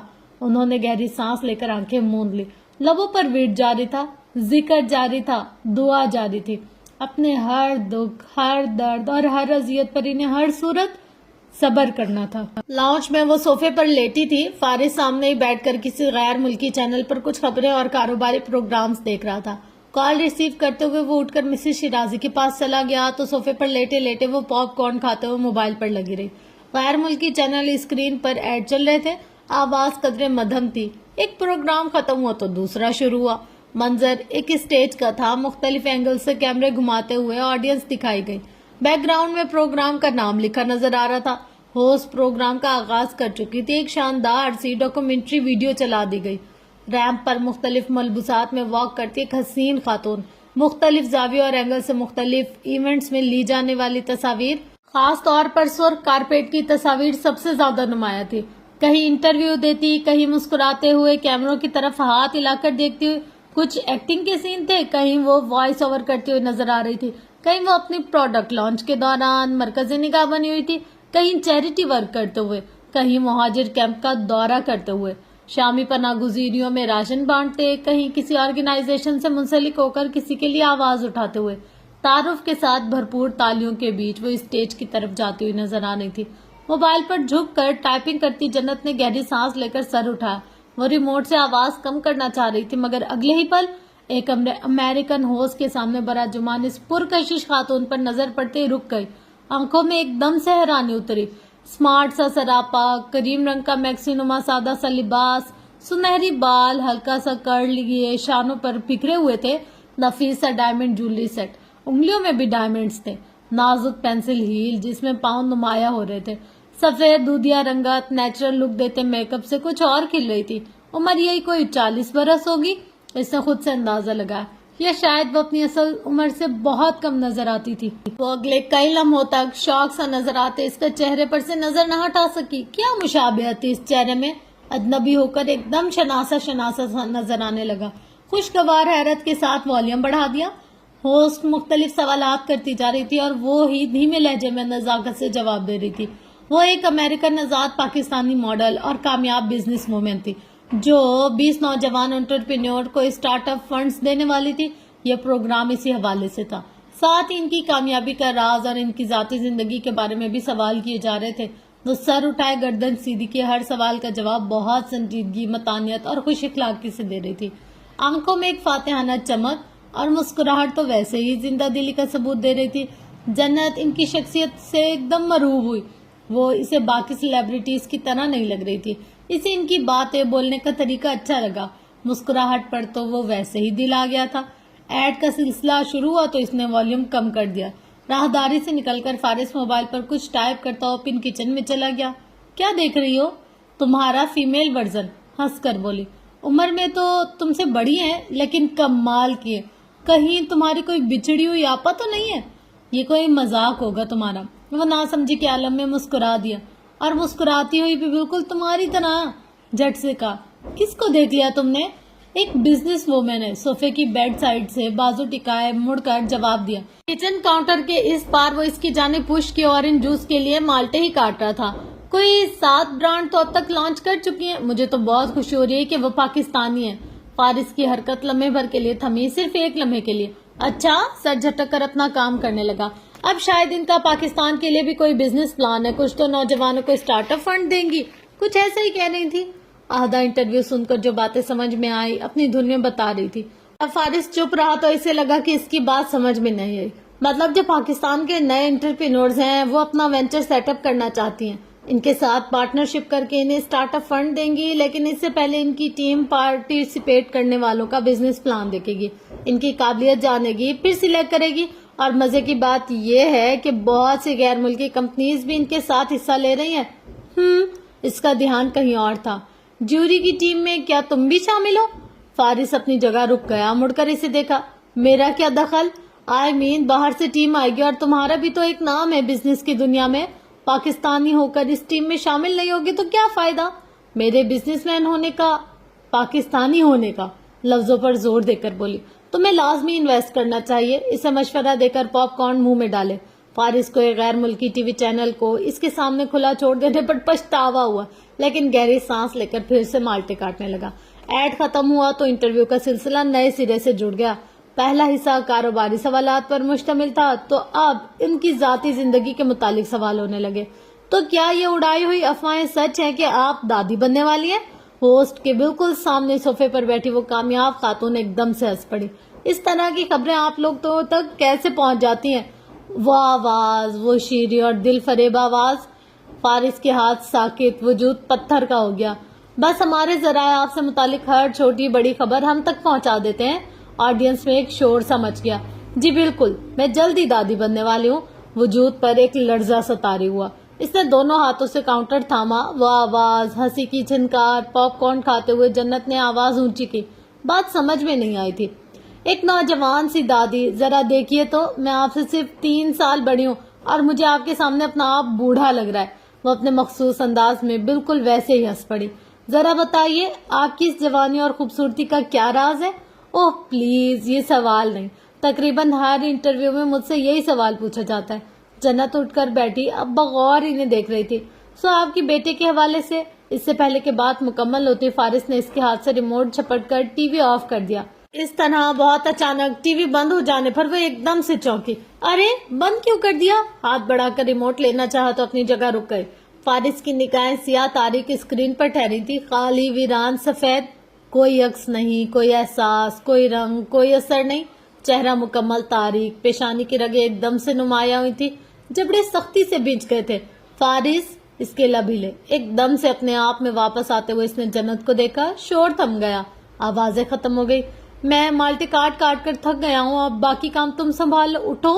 وہ جو ایک دم سے اس کے تاثرات سے پریشان ہوئی تھی تپ گئی۔ خود کرو جو کرنا ہے۔ ریموٹ واپس لینا چاہا تو اس نے سیل نکال کر جیب میں ڈال لیے، بازو سے پکڑ کر اٹھاتے ہوئے کچن کاؤنٹر کی طرف لے آئے۔ یہ اتنے سے مالٹے کاٹ کاٹ کر تھک گئے تم؟ وہ اس کے پیچھے کھڑا تھا، گلاس میں پانی ڈال کر گٹا گٹ چڑھا گیا۔ جنت نے بگڑے تیوروں کے ساتھ چھری اٹھا لی اور اس کے پیچھے وہ کاؤنٹر پر ہتھیلیاں جمائے آگے کو جھک کر گہری سانس لے رہا تھا۔ اعصاب مشتعل ہو رہے تھے، اندر باہر ایک آگ سی جل اٹھی تھی۔ سامنے لاؤنج میں اسکرین تاریک تھی مگر منظر آنکھوں میں چل رہا تھا۔ آواز بند ہو چکی تھی مگر ہنسی جیسے پورے گھر میں گونج رہی تھی۔ بے طرح مضطرب ہو رہا تھا۔ جنت مالٹوں کا جوس تیار کر کے انہیں گلاس میں ڈال کر فارغ ہوئی تو فارسی سے کہیں نظر نہ آیا۔ ٹرے اٹھائے مسز شیرازی کے کمرے میں چلی گئی، وہ بھی وہیں بیٹھا تھا۔ سب کو ایک ایک گلاس پیش کر کے اپنا گلاس ہاتھوں میں لے کر ان کے ساتھ بیٹھ گئی۔ اب وہ ان سے باتیں کر رہی تھی، شاید کسی کا پروگرام بتا رہی تھی یا شاید مہمانوں کے لیے کل کا مینیو ترتیب دے رہی تھی۔ وہ خالی اس ذہنی کے عالم میں اپنے آس پاس گہرے سناٹے لیے بیٹھا تھا۔ پھر مسز شیرازی سے اجازت چاہتے ہوئے اٹھ کر چلا گیا۔ جنت کمرے میں آئی تو وہ لیٹا ہوا تھا۔ سنو، ذرا سا جھک کر مخاطب کیا۔ وہ تکیے میں سر دیا آڑا ترچھا پڑا تھا، منہ آنکھیں سب بازو میں چھپا ہوا تھا۔ تم سو رہے ہو؟ ابھی تو 9 بھی نہیں بجے۔ مایوس ہوئی۔ عموماً وہ آدھا گھنٹہ شام میں اس کے ساتھ لان میں روز واک کرتی تھی، آج پتہ نہیں اسے کیا ہوا تھا، اتنی جلدی سو رہا تھا۔ طبیعت ٹھیک ہے تمہاری؟ خاموشی۔ لائٹس آف کر کے وہ دوسری طرف آ بیٹھی، ہاتھ پر لوشن لگاتے، چند لمحوں تک نہ سمجھی کے عالم میں اسے دیکھتی رہی، پھر خود بھی سونے کے لیے لیٹ گئی۔ روزمرہ کی روٹین کے مطابق ورک آؤٹ کرنے کے بعد وہ آفس کے لیے روانہ ہو چکا تھا تو گھر میں بھی وہ گھومتی پھرتی انتظامات کا جائزہ لینے لگی۔ آفس روم کی صفائی تقریباً روز ہوتی تھی، آج بھی ہو رہی تھی تو وہ دروازہ کھول کر اندر آ گئی۔ ایک طائرانہ نگاہ اطراف میں دوڑانے کے بعد آفس چیئر پر بیٹھ کر دائیں بائیں گھومتے ہوئے دیوار گیر کھڑکیوں سے باہر دیکھنے لگی۔ لان میں دھوپ اتری ہوئی تھی، آسمان اجلا لگ رہا تھا۔ وہ مالی عبدالغفور کو پودوں پر جھکا ہوا دیکھ سکتی تھی، اکثر کبھی دائیں اور کبھی بائیں گھوم گھوم کر باتیں کر رہی تھی اور آ کر ہاتھ ہلاتے ہوئے اپنے باپ سے جانے کیا کیا کہہ رہی تھی۔ کئی بار اس نے روتی شکل بنائی اور جب وہ سر جھکائے کھڑی ہوئی تو واضح لگ رہا تھا کہ اب اسے اپنے باپ سے ڈانٹ پڑ رہی ہے۔ اس نے ملازمہ کو لان سے تازہ پھول توڑ کر لانے کا حکم دیا تھا اور پھر میز پر کونیاں ٹکائے میز پر دری اشیاء کو دیکھنے لگی۔ دراز میں فائلز، کچھ پیپرز وغیرہ رکھے تھے۔ دوسری میڈ شیشے کی میز صاف کر رہی تھی۔ چھوٹے کارپیٹ پر ویکیوم پھیرا گیا، کاؤچ کے کشن ترتیب سے رکھے گئے۔ تمام کام کر کے آفس کے ٹیبل کے پاس رکھی ڈسٹ بن خالی کرنا چاہیے، تبھی شاپر ہاتھ سے چھوٹا تھا۔ لکڑی کی ٹائلز پر خاکی لفافہ، پھٹے ہوئے کاغذات، تروڑ مروڑ کا شکار، کچھ صفحے بکھرے ہوئے تھے۔ معذرت چاہتے ہوئے میڈ دوبارہ سے سب سمیٹنے لگی۔ کوئی بات نہیں، اس نے سر ہلا دیا۔ یکا یک اس کی نظر خاکی صفحے پر پڑی، سیاہ مارکر سے بڑا بڑا کر کے روبی اکرام لکھا ہوا نظر آ رہا تھا۔ کسی خاتون کا خط تھا۔ یہ دکھانا مجھے، اس نے کہا تو میڈ نے فوراً اسے لفافہ حوالے کر دیا۔ اس نے لفافہ موڑ کر دیکھا، جس پتے سے بھیجا گیا تھا وہ پتہ اور ساتھ ہی فوت نمبر بھی درج تھا۔ حیرت ہے، فارس نے پڑھے بغیر ہی پھینک دیا۔ ایک تجسس سا لیے اس نے لفافہ چاک کر کے فولڈ کیا ہوا صفحہ نکالا۔ روبی اکرام کا وہ خط فارس شیرازی کے نام تھا۔ جنت نہ سمجھی کے عالم میں چند لمحوں تک کھڑی رہی، پھر ملازمہ کے ذمے چند ایک کام لگاتے ہوئے وہیں کرسی پر بیٹھ گئی۔ اس نے لفافہ چاک کر دیا، بھورے رنگ کا وہ بے تنہا فولڈ کیا ہوا کاغذ نکال کر کھولا۔ وہ ایک طویل سا خط بہت سے حوالے جات پر مشتمل تھا۔ پہل وہ سمجھ نہ پائی وہ کیا پڑھ رہی ہے، مگر جب سلام دعا اور خیر خیریت کے بعد ایک معقول اسلوب سے کسی ریان شیرازی کا حوالہ شروع ہوا تو وہ ایک جھٹکے سے اپنی جگہ سے اٹھ کھڑی ہوئی۔ ریان شیرازی 15.5 ماہ کا بچہ جو اوصاف منزل میں اپنے ماموں کے یہاں رہ رہا ہے۔ روبی اکرام اس گھر کی ملازمہ تھی، بچہ اس کے ساتھ رہتا تھا اور وہ اپنی سادہ سی تحریر کے ذریعے بتاتی جا رہی تھی کہ اوصاف منزل میں وہ بچہ کس حال میں تھا اور کس طرح سے رہ رہا تھا۔ جنت جیسے جیسے پڑھتی جا رہی تھی اس کی سانسیں رکتی جانی تھی۔ مجھے رشیدہ سے پتہ چلا آپ ڈھیر سارا پیسہ دیتے ہیں، لیکن طارق صاحب اس میں سے 1 روپیہ بھی ریان پر خرچ نہیں کرتے۔ میں تو دودھ میں بھی پانی ملا کر دیتی ہوں، جو روٹی بچ جاتی ہے اس کے چھوٹے چھوٹے سے ٹکڑے کر کے کھلاتی ہوں۔ بیگم صاحبہ ہر چیز پر نظر رکھتی ہیں. رمشا باجی اپنے بیٹے کے کپڑے دے دیتی ہے تو وہی اسے پہناتی ہوں. بہت کمزور ہے اور بیمار بھی ہے. میں نے طارق صاحب کو بتایا تو انہوں نے تھوڑے سے پیسے دے کر کہا دوائیاں منگوا لو. اب میں اتنے سے بچے کو ڈاکٹر کو دکھائے بغیر کیسے دوائیاں منگوا سکتی تھی. جنت کا دائنا ہاتھ بے ساختہ لبوں پر آ ٹھہرا. مسز شیرازی کا پوتا فارس کا بھتیجا اس سال میں. مسز شیرازی تو قطعی لا علم تھی اس سب سے. تو کیا فارس بھی، یا پھر وہ سب جانتے بوجھتے ہوئے بھی ریان کو وہاں چھوڑے ہوئے تھا؟ اس کا سر بے اختیار نفی میں ہلا. فارس اتنا بیس نہیں ہو سکتا تھا. وہ ایک یتیم بچے کے ساتھ ایسا نہیں کر سکتا تھا. مگر خط کی تحریر اس کے ذہن میں دھماکے سے ہو رہے تھے. آپ پیسے بھیجتے ہوں لیکن کب بھی ریان کو دیکھنے نہیں آئے. ریان کی ماں بھی نہیں آتی، سمرین کی شادی پر بھی نہیں آئی، ورنہ میں اس سے بات کرتی. ریان بیمار رہتا ہے. اس کا ہاتھ دروازے میں آ گیا تھا اور تب سے ٹھیک نہیں ہوا. وہ اپنی بند مٹھی رکھتا ہے. میں ذرا سا ہاتھ لگاؤں تو چیختا. اسے درد ہوتا ہوگا نا. جنت کا دل جیسے کسی نے مٹھی میں جکڑ لیا. آنکھیں تر ہونے لگی. یہ میرا چوتھا خط ہے. میں 4 مہینوں سے انتظار کر رہی ہوں، ابھی تک کوئی جواب نہیں آیا. صاحب میں آپ سے گزارش کرتی ہوں آپ ریان کو یہاں سے لے جاؤ. میرا فون نمبر ہے، مجھ سے اس پر رابطہ کر سکتے ہو. اور نیچے فون نمبر درج تھا. بات ختم ہو گئی، خط ختم ہو گیا، درد ختم نہ ہوا، وحشت ختم نہ ہوئی. اس نے بے اختیار میز کا سہارا لیا اور پھر گرنے کے انداز میں کرسی پر بیٹھ گئی. آنکھوں میں بے یقینی سی اتری ہوئی تھی. اپنے حواس مختل ہوتے ہوئے محسوس ہو رہے تھے. وہ جانتی تھی فارس کا بھتیجا اپنے ننیھال میں رہ رہا ہے. ایسے رہ رہے اور اس طرح سے رہ رہے، اس کا تو اس نے گمان بھی نہیں کیا تھا. مسز شیرازی اور فارس فیضان کے مابین اس نے ریان کا ذکر صرف ایک بار سنا تھا. صرف ایک بار، جب وہ اسے گھر لانے کی بات کر رہی تھی. تب دروازے کی در سے اس سے اندر دیکھتے اور چھپ کر ان کی بات سنتے اس نے فارس فیضان کو ایک دم سے اشتعال میں آتے دیکھا تھا. اس نے چند ایک بار مسز شیرازی سے ان کے پوتے کے بارے میں بھی بات کرنے کی کوشش کی تھی، مگر وہ ہمیشہ اس بات کو ٹال دیتی تھی. انہوں نے حال ہی میں اسے فارس سے کوئی بھی بات کرنے سے منع کر دیا تھا اور وہ اسے اس معاملے سے قطعی دور رکھنا چاہتی تھی. انہوں نے کبھی کسی اختلاف کی نشاندہی نہیں کی تھی اور نہ ہی کبھی کسی مسئلے کا ذکر کیا تھا.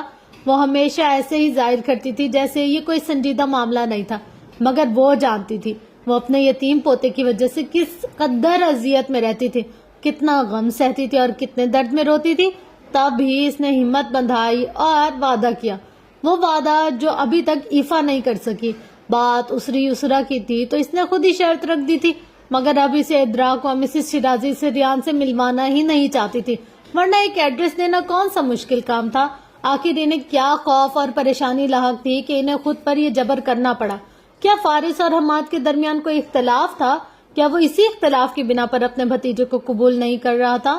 خط پر اپنی لرزتی انگلیوں کی گرفت بڑھاتے اس نے شدت سے دھڑکتے دل کے ساتھ کچھ پریشانی سے سوچا. کیا وہ اختلاف، وہ جھگڑا، وہ نفرت اتنی شدید تھی کہ بھائی کی موت کے بعد بھی اسے ایک دم سے اپنا دم گھٹتا ہوا محسوس ہوا. اس کی نگاہیں فارس فیضان کے وسیع آفس روم میں یہاں وہاں بھٹک رہی تھی. ان میں ہراس پھیلا ہوا تھا، ان میں وحشت سے اتری ہوئی تھی. کوئی اتنا سنگ دل کیسے ہو سکتا ہے؟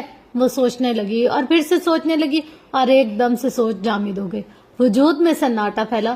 آفس روم تنگ و تاریک ہو گیا. آس پاس خاموشی چھا گئی. شدید محبت اور اس قدر مضبوط رشتے کے باوجود آخر کیا وجہ تھی کہ مسز شیرازی ابھی تک فارس فیضان کو ریان کے لیے قائل نہیں کر سکی تھی. ملازمہ سامنے ہی ریک پر ترتیب سے رکھی فائلز کو صاف کر رہی تھی. پھر اس نے گلدان سے مرجھائے ہوئے پھول نکال کر تازہ پھول ڈالنا شروع کر دیے. اس کے آس پاس ایک دم سے خوشبو پھیل گئی. اسے الزام مت دو جنت، میں بھی نہیں دیتی. انہوں نے کہا تھا. اس تمام عرصے میں وہ ان کے لیے فارس کی محبت دیکھ چکی تھی. وہ ان کی تکلیف پر کس قدر بے چین ہو جاتا تھا. ان کا کوئی بھی حکم کسی صورت نہیں ٹالتا تھا. اسے ان کی فکر رہتی تھی. اس کے باوجود یہ رویہ، اور وہ بے انتہا الجھن کے ساتھ اپنی جگہ بیٹھی رہ گئی. روبی کا خط ہاتھوں میں تھا، روبی کا نمبر بھی تھا. اس کی خواہش اس طرح پوری ہوگی. ریان تک پہنچنے کا راستہ ایسے نکلے گا، اس کے بارے میں تو اس نے کبھی سوچا ہی نہیں تھا. اس نے مطلوبہ نمبر ڈائل کر کے سیل فون کان سے لگا لیا. کچھ دیر تک اپنی دھڑکنوں کے ساتھ گھنٹی کی آواز بھی سنتی رہی. کچھ تاخیر سے ہی صحیح، لیکن کال اٹھا لی گئی. ہیلو. وہ سمجھ رہی تھی کوئی خاتون ہوگی، مگر آواز کسی لڑکی کی تھی. روبی اکرام بات کرنی ہے؟ جی کون؟ دوسری طرف سے وہ الرٹ ہوئی. میں؟ اس نے رک کر اپنے رشتے کو سوچا جو ریان سے تھا. میں ریان کی چچی بات کر رہی ہوں. دوسری طرف روبی اکرام ایک جھٹکے سے اپنی چارپائی سے اٹھ کھڑی ہوئی. آپ واقعی ریان کی چچی ہیں؟ اس کی آواز ایک دم سے گھبرا گئی. میں نے اتنے خط لکھے، اتنی دعائیں مانگی، خوشی کی انتہا نہ تھی۔ مڑ کر سوئے ہوئے بچے کو دیکھا، پھر منہ پر ہاتھ رکھے کھڑکی کے پاس جا کھڑی ہوئی۔ اسے تو جیسے ابھی تک یقین ہی نہیں آ رہا تھا کہ ریان کے دھدیال سے رابطہ ہو گیا تھا۔ جی مجھے آپ کا خط ملا تھا روبی، اس نے خشک لبوں کو تڑ کرتے ہوئے کہا۔ ریان کیسے؟ ٹھیک ہے جی۔ مڑ کر نہال ہوتی نگاہوں سے معصوم سے چہرے کو دیکھا، آنکھوں میں خوشی کے آنسو تھے۔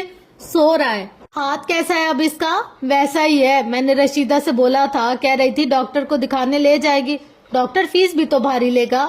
رشیدہ اس لیے نہیں لے جاتی، اس کا گھر والا بھی بڑا غصے والا ہے، بلکہ جھپکا کر نرمی سے اندر اتارتے ہوئے جنت نے سر اٹھایا۔ آپ مجھے بتاؤ آپ کب آؤ گی لینے؟ وہ منتظر سے پوچھ رہی تھی کہ اور کتنے دن ریان اس حال میں اور صاف منزل میں رہے گا؟ اس کا بس چلتا تو وہ خود بچے کو چھوڑ کے آ جاتی۔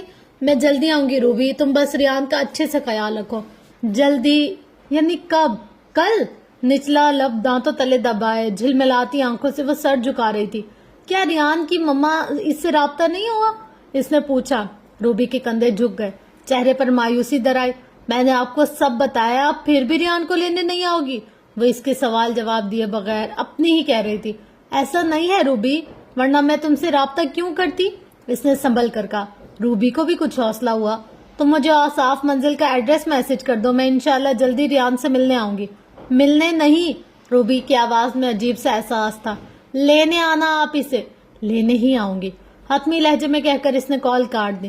رات کا جانے کون سا پہر تھا جب خوف کے عالم میں اس کی اچانک آنکھ کھل گئی۔ پیشانی پسینے سے تر بتر اور سانس بھی چڑھی ہوئی تھی۔ کوہنی کے بل ذرا سا اوپر ہوئی کہ پانی کی بوتل اٹھا سکے، مگر سائڈ ٹیبل پر کچھ نہیں رکھا تھا۔ روحان سا ہو کر تکیے پر سر گرا لیا۔ فارس، اس نے بند آنکھوں کے ساتھ اسے ہلایا۔ حلق میں کانٹے چھپ رہے تھے۔ فارس نے اس کی آواز پر بیدار ہوتے ہی کروٹ بدلی۔ پانی چاہیے؟ وہ اسی وقت اٹھ کر روم فریج سے بوتل نکال لایا تھا۔ بازو کے سہارے اسے اٹھا کر بٹھاتے ہوئے گلاس دیا۔ اس نے پانی یوں پیا جیسے صدیوں کی پیاسی ہو۔ ٹھیک ہو؟ وہ پوچھ رہا تھا۔ اس نے سر کو جنبش دی، سر تکیے پر واپس رکھا، آنکھیں بند کر لی۔ بار بار روبی کا خط اور باتیں ذہن میں آنی تھی۔ وہ پچھلے 3 دنوں سے ریان کے حوالے سے الجھن اور پریشانی میں مبتلا تھی۔ ہر رات اسی ٹینشن میں آنکھ کھل جاتی تھی، کبھی خواب سے الجھ کر، کبھی کسی خوف میں پھنس کر۔ نیند ٹھیک سے نہیں آتی تھی، طبیعت بھی ٹھیک نہیں رہتی تھی۔ جھنجھلاہٹ کے عالم میں اس کی شکل یوں ہوئی جیسے ابھی رو دے گی۔ اب کیا ہوا؟ وہ پوچھے بنا نہ رہ سکا۔ بھوک لگ رہی ہے؟ لیٹے لیٹے بھیگی آنکھوں اور روتی آواز میں بولی۔ اس پہ رونے کی کیا بات ہے؟ وہ جو اپنی سائڈ پر آ کر بیٹھا تھا تعجب کا شکار ہوا۔ ابھی سونے سے پہلے تو کھانا کھایا تھا؟ وہ روحان سا ہو کر بولی تھی۔ اس کا دکھ کسی اور بات کا تھا اور اظہار کسی اور بات پر ہو رہا تھا۔ تمہارا کوئی علاج نہیں، وہ بڑبڑاتے ہوئے کمرے سے چلا گیا۔ جنت نے آنکھوں پر بازو رکھ لیا، ذہن الجھا ہوا تھا۔ ریان کے حوالے سے بھی وہ کسی بھی نتیجے پر نہیں پہنچ پا رہی تھی۔ اسے کیا کرنا چاہیے اور کیا نہیں کرنا چاہیے، وہ پچھلے کئی دنوں سے تذبذب کا شکار تھی۔ ابھی بھی سوچوں کا طوفان ذہن میں امڑتا چلا آ رہا تھا۔ مسز شیرازی سے وہ بات نہیں کرنا چاہتی تھی کہ مبادہ انہیں پریشان کر دے گی، اور فارس سے بات کرنے کی ہمت وہ خود میں پیدا نہیں کر پا رہی تھی۔ فارس اس کے لیے پھل کاٹ کر لے آیا۔ وہ اٹھ کر بیٹھ گئی۔ تمہیں بخار ہو رہا ہے؟ پیشانی پر ہاتھ رکھ کر بولا۔ نہیں بس ایسے ہی، کہہ کر اس کا ہاتھ ہٹا دیا۔ وہ فروٹ کھا رہی تھی تو وہ گھوم کر اپنی جگہ پر آ گیا۔ ٹیبل کلاک رات کے 2:30 بجا رہے تھے۔ ایک بار پھر سونے کی کوشش کی، لیکن جنت کی فکر آڑے آ گئی۔ کروٹ بدل کر اسے دیکھنے لگا۔ وہ خالی پلیٹ سائڈ پر رکھنے کے بعد اپنی جگہ پر ویسے ہی بیٹھی ہوئی تھی۔ متفکر نگاہیں نیم تاریکی میں یہاں وہاں بھٹک رہی تھی۔ پھر سے کوئی ٹینشن لے رہی ہو؟ نہیں تو پھر کیا سوچ رہی ہو؟ اس نے گردن موڑ کر فارس کو دیکھا، پھر سیدھے ہوتے ہوئے بیڈ گراؤنڈ سے ٹیک لگا لی۔ کمفرٹر انگلیوں میں دبائے اضطراب چھپانے کی کوشش کی۔ وہ اب اسے ہی دیکھ رہا تھا۔ اگر مجھے کوئی بات ڈسٹرب کرے تو کیا، یا اگر کوئی ایسی بات ہو جس کے بارے میں مجھے یہ لگے کہ… وہ رک گئی۔ اس کی سمجھ میں نہیں آ رہا تھا وہ بات کیسے شروع کرے۔ کہ کیا اگر کوئی ایسی بات ہو جس کے بارے میں مجھے یہ لگے کہ وہ میں تم سے کروں گی تو شاید تمہیں غصہ آ جائے۔ لحاف کی زد میں ہونٹ چھپے ہوئے تھے تو جنت اس کی مسکراہٹ دیکھنے سے قاصر تھی۔ تو یہ کہ میں تم سے وہ بات کیسے کروں؟ بڑی فکر مندی سے پوچھا۔ تم میرے غصے کی پرواہ کب سے کرنے لگی؟ اس نے آہستگی سے پوچھا، اور جنت کمال اپنی جگہ تھم گئی۔ سوال درست تھا، حق سچ بات کہتے ہوئے اس نے کب فارس وجدان کے غصے کی پرواہ کی تھی؟ خوف کی دھن جھٹ گئی، سوچ کے دائرے ہوا ہوئے، کوئی احساس خیال بن کر ابھرا۔ فارس منتظر نگاہوں سے اسے دیکھ رہا تھا، مگر وہ اسے گڈ نائٹ کہتے ہوئے کروٹ بدل گئی۔ فارس چند لمحوں تک اپنی سوچ میں گھوڑے دوڑاتے ہوئے سوچتا رہا کہ آیا ایسی کون سی بات ہو سکتی ہے جس کے حوالے سے وہ اس کے ممکنہ رد عمل سے اس قدر پریشان نظر آ رہی تھی، مگر اس کے ذہن میں کوئی بات نہیں آ رہی تھی۔ اس کا ذہن خالی رہا۔ وہ آفس روم میں اپنا کام کر رہا تھا جب وہ دستک دے کر اندر داخل ہوئی۔ آفس ٹیبل کے قریب آ کر اس نے لیپ ٹاپ کی اسکرین بند کر دی۔ فارس نے نظر اٹھائی تو اس نے ہاتھ بڑھا کر اس کے گلاسز بھی اتار دیے۔ اس نے گہری سانس لے کر جنت کو دیکھا۔ میرے ساتھ باہر چلو لان میں۔ کیوں؟ کیونکہ مجھے تم سے بہت ضروری بات کرنی ہے۔ بازو سے پکڑ کر اٹھانا چاہا تو وہ اٹھ گیا۔ وہ اس کے بازوؤں پر دونوں گرفت مضبوط کیے لان میں آ گیا۔ لان لائٹ کی روشنی میں بے انتہا تاریکی میں وہ کچھ دیر اس کے ساتھ کھلی فضا میں ٹہلتی رہی، پھر وہ شیڈ تلے آن کھڑی ہوئی۔ چند لمحوں تک خود میں ہمت پیدا کرتی رہی۔ فارس پر سوچ نگاہوں سے دیکھتے ہوئے اس کے تاثرات پڑھنے کی کوشش کرتا رہا۔ تو کیا بات کرنی ہے تمہیں مجھ سے؟ جنت نے سر اٹھا کر اسے دیکھا۔ ریان، تمہارا بھتیجا، میں چاہتی ہوں تم اسے گھر لے آؤ۔ فارس وجدان صدمے سے گنگ اپنی جگہ کھڑا رہ گیا۔ اسے بالکل اندازہ نہیں تھا وہ رات کے اس پہر اسے لان میں لا کر ایسی کوئی بات کرنے والی تھی۔ فارس، اس نے ہاتھ کھڑا کر کے جنت کو مزید کچھ کہنے سے روکنا چاہا۔ وجود میں لاوا سا بھر گیا۔ مجھے نہیں معلوم تمہارے اور حماد بھائی کے درمیان کیا اختلافات رہے، لیکن وہ یتیم بچہ ہے، اب تم اس کے چچا ہو، اس کی باپ کی جگہ۔ جنت پلیز، اس نے اپنا ہاتھ چھڑاتے ہوئے اسے تحمل سے روکا تھا کہ وہ بات وہیں ختم کر دے، مزید ایک لفظ نہ کہے۔ میں نے آنٹی کو روتے دیکھا ہے، وہ بیمار رہتی ہے، وہ ریان کے لیے ہر وقت پریشان رہتی ہے، وہ تم سے اتنی محبت کرتی ہیں، اور تم فارس، تم انہیں اس طرح تکلیف کیسے پہنچا سکتے ہو؟ وہ منت بھرے لہجے میں بات کرتے ہوئے بولی تھی، اور وہ ایک دم سے پیچھے ہوا۔ رات کی تاریکی اس کے وجود میں اتری، اندر باہر آگ پھیل گئی۔ پیسے بیچ کر تمہیں لگتا ہے فرض ادا کر دیا، صرف اتنا کافی نہیں ہے، تم نے اس کی حالت نہیں دیکھی، وہ وہاں کیسے رہ رہا ہے، تم یہ بھی نہیں جانتے، تم اس سے کب بھی ملنے نہیں گئے۔ وہ درشتگی سے اپنا بازو چھڑا کر پیچھے ہٹا۔ ٹھیک ہے، اگر تم نہیں ملنا چاہتے تو کم از کم مجھے یا آنٹی کو تو ملنے دے سکتے ہو۔ فارس، تم خود باپ بننے والو، یہ ظلم ہے۔ جنت، انف، اس نے شدید غصے کے عالم میں دھاڑ کر کہا، اور وہ ایک دم سکتے میں آ گئی۔ فارس کے اعصاب مشتعل تھے، اس کی آنکھوں میں سرخی اتری تھی، اس کے تاثرات سخت پتریلے ہو رہے تھے۔ وہ متوحش نگاہوں سے اسے دیکھ رہا تھا۔ فارس، اس کے لبوں سے بے آواز نکلا۔ آئندہ، اس کی سانس پھولی ہوئی تھی، جبڑے بھیچے ہوئے اور پیشانی کی رگیں ابھری ہوئی تھی۔ آئندہ تم اس کا نام نہیں لوگی میرے سامنے، اور نہ ہی ملنے کی کوشش کرو گی۔ جنت کمال کی آنکھوں میں دیکھتے ہوئے اس نے خون جما دینے والے لہجے میں کہا تھا۔ جنت کمال صدمے میں آئی تھی، لیکن بیگانگی تھی فارس وجدان کی آنکھوں میں۔ کتنا اجنبی سا لہجہ تھا اس کا۔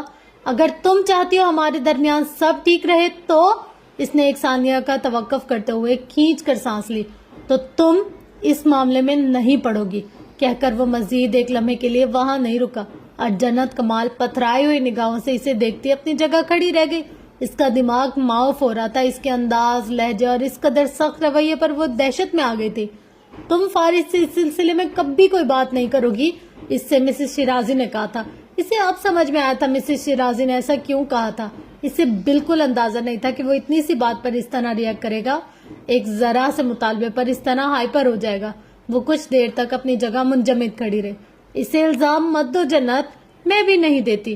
فوٹو ایلبم سے جھانکتی کسی تنہا خاموش بچے کی تصویر، اسرار میں ڈوبی ایک ویران زندگی، نہ سمجھ آنے والا دھوپ چھاؤں سا سایہ۔ خود پر طاری جمود کو توڑتے ہوئے اس نے قدم اٹھائے، رخ اپنے بیڈ روم کی طرف تھا۔ دروازہ کھول کر اندر آ گئے۔ اب وہ واش روم کے سامنے کھڑی تھی۔ اس نے کچھ پریشانی کے عالم میں دروازہ بجایا۔ اندر وہ کپڑوں سمیت شاور کے نیچے کھڑا تھا، مگر وجود کی آگ تھی کہ بجھنے میں ہی نہیں آ رہی تھی، نہ ہی پانی کے شور میں کوئی آواز گم ہو رہی تھی۔ دروازہ کھولو فارس، وہ اسے آوازیں دیتے ہوئے کہہ رہی تھی، جسم پر ایک کپ کپی سی تاری تھی۔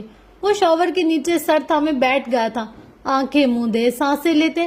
وہ اپنے اندر ابھرتی چیخوں کو بآسانی سن سکتا تھا، اور خود کو اس کیفیت سے نکالنے کی کوشش کر رہا تھا۔ اس کے دائیں ہاتھ سے بہتا خون پانی کے ساتھ اپنا راستہ بنا رہا تھا، یہ جانتے ہوئے کہ دروازہ اندر سے لاک تھا۔ وہ ہینڈل گھمائے جا رہی تھی، اور یہ جانتے ہوئے کہ وہ اسے نہیں سن رہا، وہ اسے آوازیں دیے جا رہی تھی۔ کئی خوف اور وہاں میں سر اٹھا رہے تھے، کئی خدشات کی لے پر وہ بہتی ہی جا رہی تھی۔ کتنی دیر تک وہ دروازہ بجاتے ہوئے اسے پکارتی رہی، اور پھر اسے پتہ نہیں کیا ہوا اور وہ رو دی، وہ سچ مچ رو دی۔ پلیز فارس، دروازہ کھولو۔ ایسا پہلے بھی ہوا تھا، اس نے آوازیں دی تھی، اس نے منت کی تھی اور وہ روئی بھی تھی، مگر تب دروازہ نہیں کھلا تھا، اب بھی دروازہ نہیں کھل رہا تھا۔ اسے اپنے آس پاس اندھیرے نظر آ رہے تھے، وحشت نظر آ رہی تھی۔ فارس پلیز! اس کا ہاتھ دروازے پر ٹھہر گیا، اس کی سسکیاں بلند ہونے لگی، شاور بند ہو گیا، شور ختم ہو گیا۔ پہلے لاک کی آواز گونجی، پھر دروازہ بھی کھل گیا۔ فارس وجدان اس کے سامنے مکمل طور پر بھیگا ہوا سا کھڑا تھا، بالوں سے کپڑوں سے پانی ٹپک رہا تھا۔ وہ آنکھوں میں نمی لیے اسے دیکھ کر رہ گئے، اس کی خالی ویران آنکھوں میں ابھی بھی کوئی تاثر نہیں تھا۔ ایک مکمل خاموشی، ایک مکمل سناٹا لیے وہ کسی طرح کے مجسمے کی طرح اس کے سامنے موجود تھا۔ اف اف اف اف، یہ تھی آج کی ایپیسوڈ یار۔ فارس کا جو ٹراما ہے نا وہ بری طرح سے ٹرگل ہوا ہے، مطلب کہ اس کی بیگم نے نا اس کو جلا دیا ہے۔ اور یار یہ جو ماضی ہوتا ہے نا، آئے ہائے ہائے، کبھی اگر آ جائے آنکھوں کے سامنے تو بس بندے کی ایسی تیسی ہو جاتی ہے۔ خیر کافی اچھا رہا یہ ناول، اور کہتے ہیں نا کہ انسان کوئی بھی کبھی بھی کسی بھی وقت بدل سکتا ہے، تو فارس وجدان کے ساتھ بھی یہ ہوا ہے کہ وہ زندگی کے اس پوائنٹ پر آ کر کافی بدل گیا۔ اچھا، اس کے ساتھ ساتھ کیا کہہ رہی تھی میں آپ لوگوں کو کہ یہ والی کہانی کیسی لگی آپ لوگ کو؟ آپ لوگ کا فیڈ بیک مجھے صحیح گائیڈ کرتا ہے، مجھے بتاتا ہے کہ مجھے آگے کیا پڑھنا چاہیے، کیسے پڑھنا چاہیے، کتنا پڑھنا چاہیے، اور کہاں تک آپ لوگ کے ساتھ شیئر کرنا چاہیے، یہ بات۔ اور دوسری بات یہ کہ آپ لوگوں کو میرا اسٹائل کیسے لگا، مطلب آپ کا فیڈ بیک تو سب سے امپورٹنٹ ہے۔ جب تک آپ اپنا فیڈ بیک نہیں شیئر کریں گے مجھے کیسے پتا چلے گا میں جو پڑھ رہی ہوں وہ آپ لوگ کو اچھا لگ بھی رہا ہے یا نہیں، میں جو آپ لوگ کے ساتھ شیئر کرنا چاہ رہی ہوں آپ کو وہ سمجھ بھی آ رہا ہے یا نہیں۔ تو فرینڈس یہ تھی ہماری آج کی ایپیسوڈ، جس کو نا میں نے بہت اچھا کر سنانے کی کوشش کی، پر ہمارے نا ارد گرد تھوڑا سا کنسٹرکشن کا کام چل رہا ہے، مطلب چاروں طرف جو گھر ہے نا وہ تقریباً ہی بن رہے، اور سارا دن ان کی کبھی ڈرل کی آواز آ رہی ہوتی ہے، کبھی کھدائی کی آواز آ رہی ہوتی ہے، کبھی کسی چیز کی کبھی کسی چیز کی۔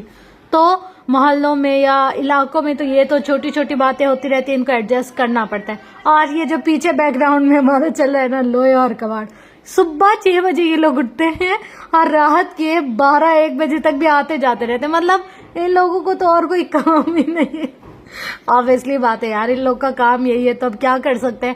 خیر کوشش کروں گی کہ نیکسٹ ٹائم اس طرح کی ڈسٹارشن نہ آئے، کوئی تکلیف پریشانی آپ لوگ کو سنتے وقت نہ ہو، پر اگر تھوڑا بہت ہو جائے کرے تو آپ لوگ بھی ایڈجسٹ کر لیا کریں۔ انشاءاللہ ملتے ہیں نیکسٹ ایپیسوڈ میں، ہوپ سو وہ اس سے بھی اچھی ہوگی۔ ویسے اب تک میں نے جتنا بھی یہ ناول پڑھا ہے نا، اور ناولز کی نسبت اس کی ہر ایپیسوڈ میں ایک اسٹوری کھلتی جاتی ہے، اور ہر ایپیسوڈ میں کچھ نیا ہوتا جاتا ہے، تو مجھے یہ اس مناسبت سے ناول اچھا لگا۔ مطلب اس میں ہر ایپیسوڈ میں آپ کو کچھ انٹرسٹنگ، کچھ نیا، کچھ مزے کا جاننے کو ملتا ہے، تو یہ چیز بہت یمی یمی سی لگتی ہے مجھے۔ اور کیا بتا رہی تھی، کچھ بتا رہی تھی پر بھول گئی۔ بہرحال اگر آپ لوگ کو اچھا لگتا ہے تو آپ لوگ اس کو لائک، کمنٹ، شیئر اور سبسکرائب ضرور کیجیے گا۔ انشاءاللہ ملتے ہیں نیکسٹ ویڈیو میں، تب تک کے لیے اللہ حافظ۔